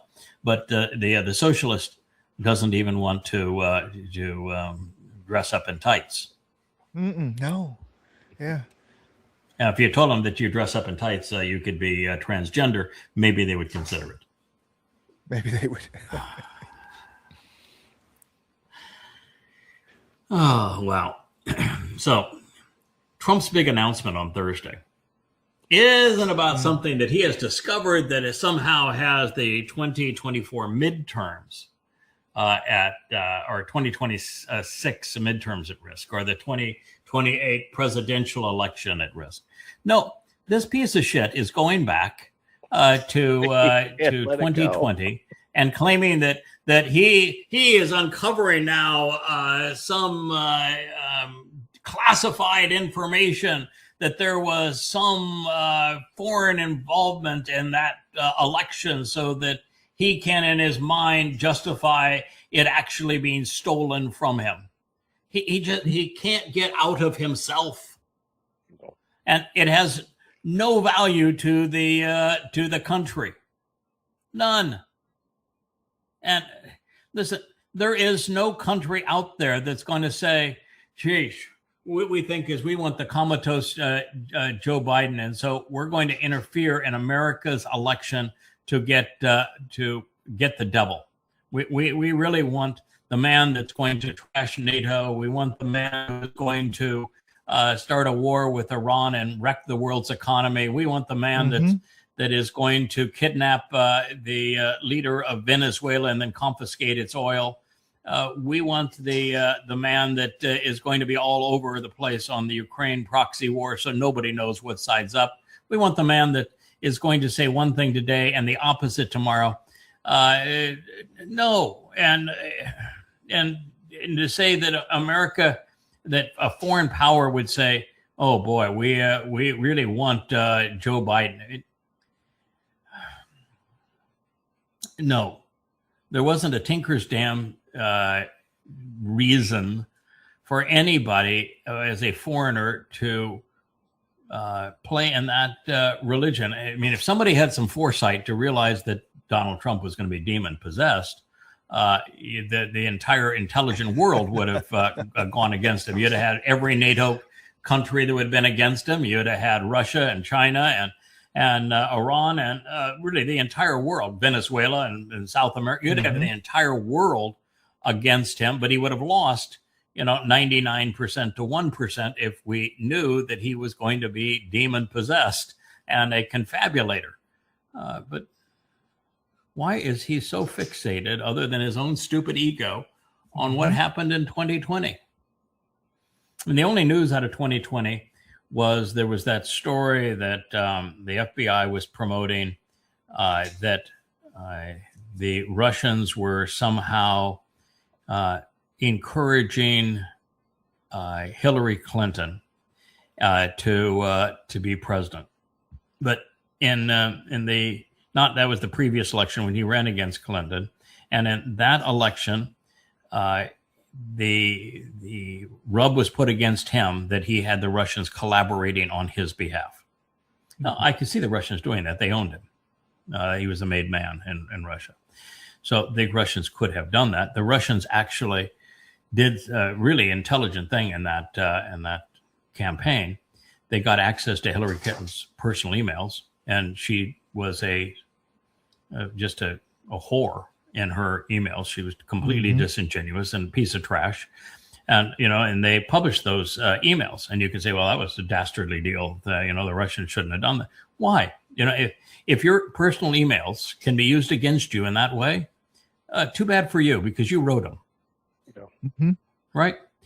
So I'm not, I don't have an issue with the Russians doing that in terms of exposing her email.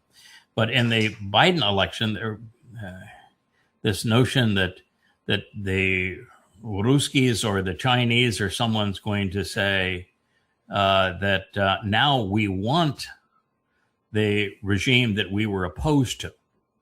So the Russians were opposed to Clinton, which was, Obama, Clinton, Biden.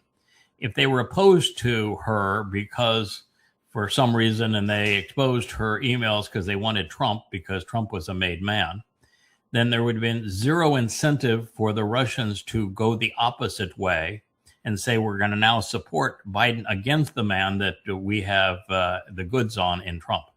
So if that's going to be his claim, he has no reason. It's irrational to make that claim.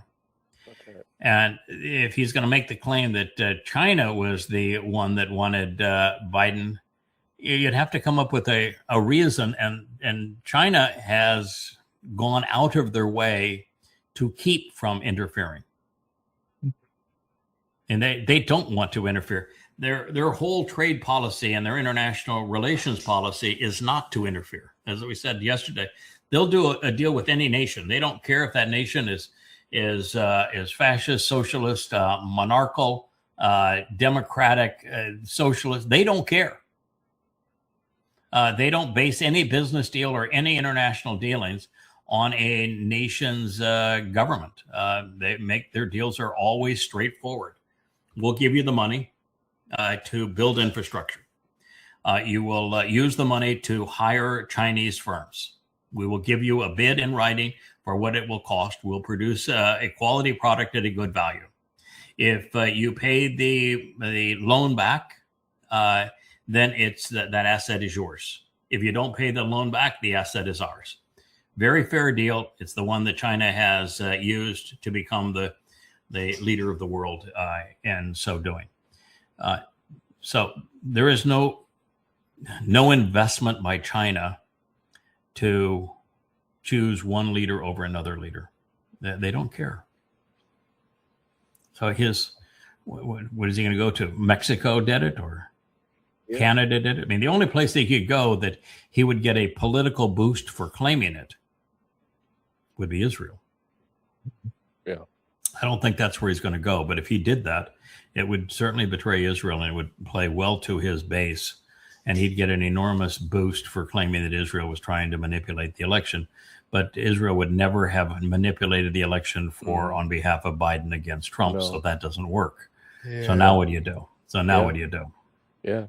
So it's going to be idiotic. I guarantee it's not going to make it's just senseless. It's like when Trump said he was going to have the greatest announcement of all time, and he came out with a complete dud 4 or 5 days later. I would assume it's the same thing. Maybe the aliens did it. Maybe the aliens were going to have a twofer on this. Their aliens exist. This is the proof of aliens' existence, and they are interfering in the elections against me. Yeah. Maybe it's a twofer. Okay, but then why would the Democrats? Aren't these aliens all reptilian overlords? Yes. You always see them; they're reptilian overlords. I don't know. There's no evidence yet. We haven't. Isn't Trump Satan and therefore a reptile? Yeah. Why would they go against the reptile? Yeah. Right. This is all coming together. I don't know anything about alien politics. I'm sorry. You have me at a loss. Okay. All right. Good luck with that one. Content, graphic warning. X labeled this post containing graphic content. What in the world was it? This is so I was given this post without any graphic warning. It just showed up. So without any graphic warning, I reposted and it comes up with a graphic warning on my page. So What this is, and you can play it. It shows the Fakistinians, Gazans, Muslims beating a dead Jew. If not dead, then we should see we're dead.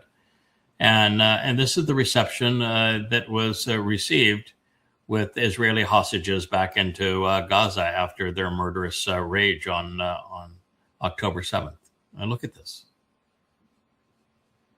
They're documenting their own brutality, their own savageness. Yeah. And so the person here wrote, this is Vivid. Vivid is wrong about everything. Thousands of Palestinians chanting Allahu Akbar as they hit the dead bodies of Israeli citizens with sticks and stones and spit on them and celebrate the killing of Jews. You've got to start by recognizing, and if you don't recognize this, you're never going to get anywhere.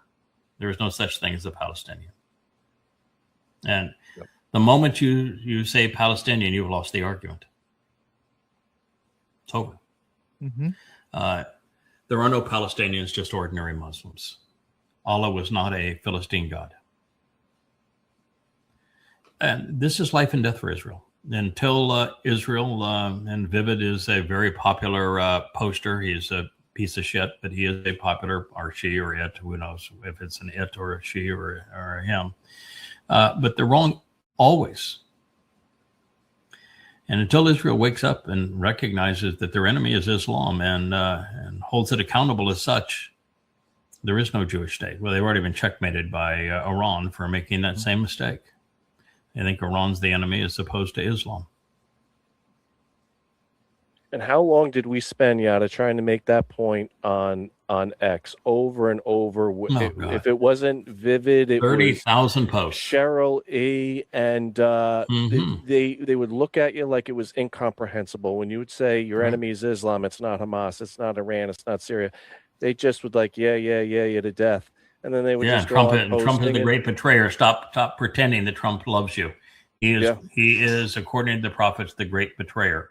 And you're not going to prevail by destroying Gaza. There is a better way to respond, and destroying Gaza is going to be counterproductive for you. And I know you want regime change and you want to go and bomb Iran, but you're never going to get regime change in Iran, and bombing them is going to be counterproductive. Don't do that. Yeah. 30,000 posts. Yeah. 30,000 I never got posts. one positive, sane response back. At best, they would just sort of ignore what you had said, but there was never any sane reply back. They would just either argue with you or just ignore you. Yep, correct. And yet everything I said turned out to be true. Yeah. And recently, when we had Israel checkmated by Trump and Iran, and it became obvious, and many Jews actually acknowledge that it's obvious, they still go right back to their favorite lies. What God has found is that the Jewish people, the Israelites, have been impossible for 4,000 years. Nothing has changed. He has never been able to reason with them, to talk with them, to influence them, to garner their attention. And so we should expect exactly the same. It's not until there's nothing left for them to turn to, no one for them to turn to, that a final remnant will actually do something positive. But God's really clear that final remnant's going to be tiny. Yeah.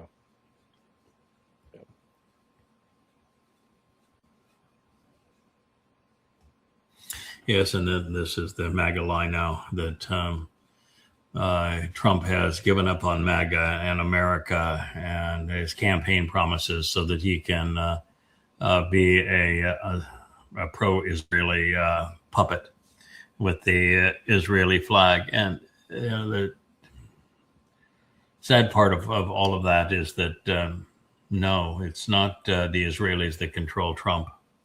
It's Trump that has betrayed Israel. So exactly the opposite has happened. But that's the nature of X and of AI and all of this sort of thing, is that the inverse of truth is very often that which is promoted. And there, because of the Tucker Carlsons and the Candace Owens and the Nick Fuentes and the like, even now the Joe Rogans, there's a huge swath of people that believe this. Anti-Semitism is rampant in America. Blame the Jews. Israel has so got Donald Trump under their thumb and as a puppet that they cannot defend themselves against Hezbollah, right? That's what we said is what happened. That if they defend themselves against Hezbollah in any way, shape, or form, that Israel wants to expand in the West Bank, and Trump says, no, you will not do so. And what do they have to do? Capitulate. Israel wanted to continue the war in Gaza. Trump said, no, you can't do that. Israel wanted to continue the war and Hamas, and no, you must make peace with Lebanon. But Lebanon was never the problem. Trump then uses Israel as a blunt instrument, a proxy to go after Iran. And then when the war doesn't turn out well, he betrays Israel and surrenders, putting Israel in checkmate. And they want to believe that Israel controls the United States. I'm here to tell you, nobody controls that man other than Satan. And Satan doesn't much like Israel.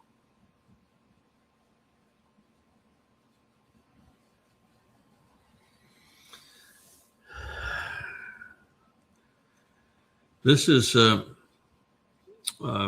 articulate on ICE. I'm certain that my fact checker over here is going to tell me that the guy that I'm advocating to give a sane assessment of ICE is also an anti-Semite, and I'm going to say, all right, so I'm out of people to actually give a sane assessment of any topic, but you can play this. He has a very sane assessment of ICE. 2 more people, one in Houston, one in Maine. This brings the total to 10 people that ICE has shot and killed since Trump came back into office. In addition, 50 people have died in ICE custody. Just because the TV cameras don't cover this, the news doesn't cover this like it was being covered when there was the big surge in Minneapolis, doesn't mean that it isn't still happening on a regular basis. ICE is out of control. They are murdering immigrants and American citizens, and there's no accountability. I want you to remember how we got here. Back in the spring, Democrats said, if you want our votes for ICE's budget, then there has to be accountability. There have to be reforms. We can't let this continue. But Republicans were so intent on giving ICE a blank check, on effectively endorsing ICE's brutality, that they rejected every single one of our reforms. And they used a special process in the Senate to pass a huge increase in ICE's budget with only Republican votes. And by the way, they weren't content to double or triple ICE's budget. They quadrupled ICE's budget. And so ICE, of course, with all this new money, they are hiring people who are incapable of doing the job, who aren't trained. Thus, ICE is out of control. There's no accountability at ICE. The officers who end up abusing and brutalizing immigrants, they're not sanctioned, they're not reprimanded, they're celebrated. ICE's illegal behavior isn't any more acceptable today than it was back in the spring. Republicans eventually need to be held accountable for what they are doing to our immigrant population, to our cities, and to our nation. The only criticism I would have with that, I think he's articulate too, and I hope he's not another closet anti-Semite, but he's a Democrat, he probably is that ICE is not a function of what was known as the Republican Party. ICE are the brown shirts. It's a function of Der Fuhrer, of Donald Trump. And that, and it's in this present state, it is a function of Donald Trump. And it is MAGAs who support them, but it is Donald Trump that completely controls all of the MAGA senators and congressmen. And he controls them through fear, Machiavellian techniques. And the only thing I would say is that, yes, the Republican Party has been co-opted by Donald Trump and ruined by him and MAGAs. But accountability here is not so much Republican, Democrat, as it is we have Satan in the White House. That's bad. And no one's doing anything to fight that. No one, I mean, you have this whole idea of checks and balances, that this is what a Congress should be doing in their Congress and in their Senate, but no one is fighting back. No No. one's fighting back. They're all Atmosphere petrified. of And when fear. the Senate finally passed a War Powers Act against the president, he went in then next night and said no. He threatened them, closed doors. right. He threatened to expose them, threatened to condemn them, threatened to whatever, and they all capitulated. The senators in this country have as much courage as the flag officers of the U.S. military. No character, no conviction. I mean, America is far worse than worthless now. Yeah. It's corrupt beyond salvation.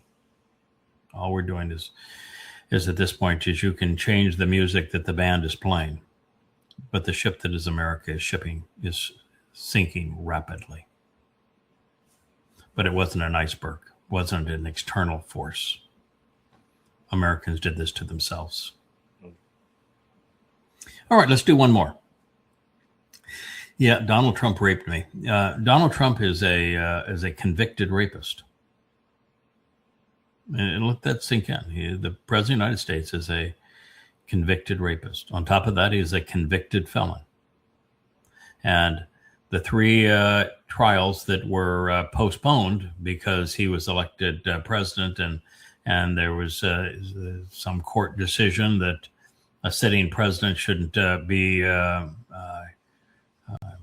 tried for serious crimes. Yeah, I don't know what they were even thinking, but so now you have a convicted felon and a convicted con man, because one of the cases he was a convicted felon was for violating election laws, non-fair elections, by not disclosing his payoff to the porn star Stormy Daniels. So he paid off this porn star Stormy Daniels for sex, and if you do that in proximity to a national election and don't disclose that you have made that kind of an arrangement, it is the federal government has determined that is a crime, because it's hiding information that might change people's votes. Election interference. Election interference. He was tried and convicted on election interference, and he lost. Then he was tried, and that was a felony. And then he was tried and convicted on misrepresenting his financial statements to banks for real estate deals. And he not only lost, but the loss was in the hundreds of millions of dollars was the penalty. Yeah. And then he was tried twice on raping this woman, on Carol, twice and lost on both occasions. And so he is a rapist. And that man is the President of the United States. And the trials that would have made the biggest difference is the document heist that was in Key Largo. He confiscated truckloads of these documents and had them in all manner of places, and some were at the highest security level. And that is a very, very serious crime, and he would have gone to jail for it. The single worst crime was what he did when he is recorded trying to change the voter outcome in Georgia. And he's recorded pleading for somebody to find him votes. That is a very serious crime with serious jail time and prison time. And then the one that would have surely gone against him, that would have caused him to be incarcerated for the rest of his life, was election interference and his January 6th participation, where he is the person who inspired it. They all left from his rally. He told them to go there. They did what he told them to do. and everyone that was tried in D.C. Was convicted and long prison sentences. And so Donald Trump, as the instigator of it, would have been convicted and had a long prison sentence. Those trials were all pending, and he would have lost them all. Had Elon Musk not stepped in and given him $300 million to swing the independent votes in those swing states at the last minute, Donald Trump would be bankrupt and in prison today. Yeah, it's remarkable, but that's true. Yeah. Now, Donald Trump publicly has admitted that he has fingered the genitals of women without their consent. He's admitted that he hosted beauty contests of young teenage girls, underage girls, so that he could walk into the dressing rooms and see them naked, which is a crime. And he's admitted it publicly. He was Jeffrey Epstein's best friend for 15 years, his primary enabler. There are many affidavits that say that he raped young women when they were in their early teens. He's even spoke perversely about Ivanka. Yes. Oh, absolutely. And he even made incestuous comments about, his daughter. Yeah.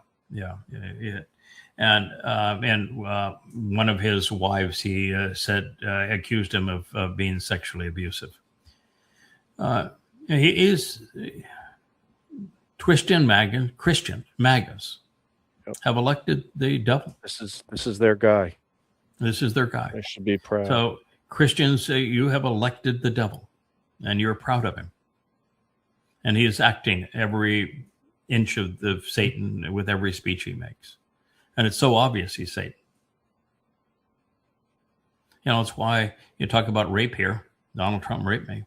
In the book of Ezekiel, which was inspired by Satan, there's 2 chapters of the book focused on 2 really graphic and brutal rapes of Jewish girls by Satan. And they're graphic. You open the Quran, and the Hadith is all about Muhammad and his goons raping Jewish women. This is who you elected. Mm-hmm. Stunning. Yep. All right. Well, thank you, gentlemen. Always a pleasure. Will, appreciate you being here.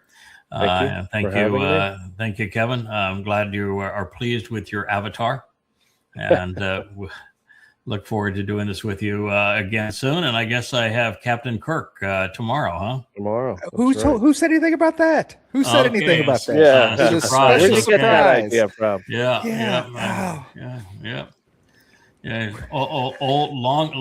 Old time friend.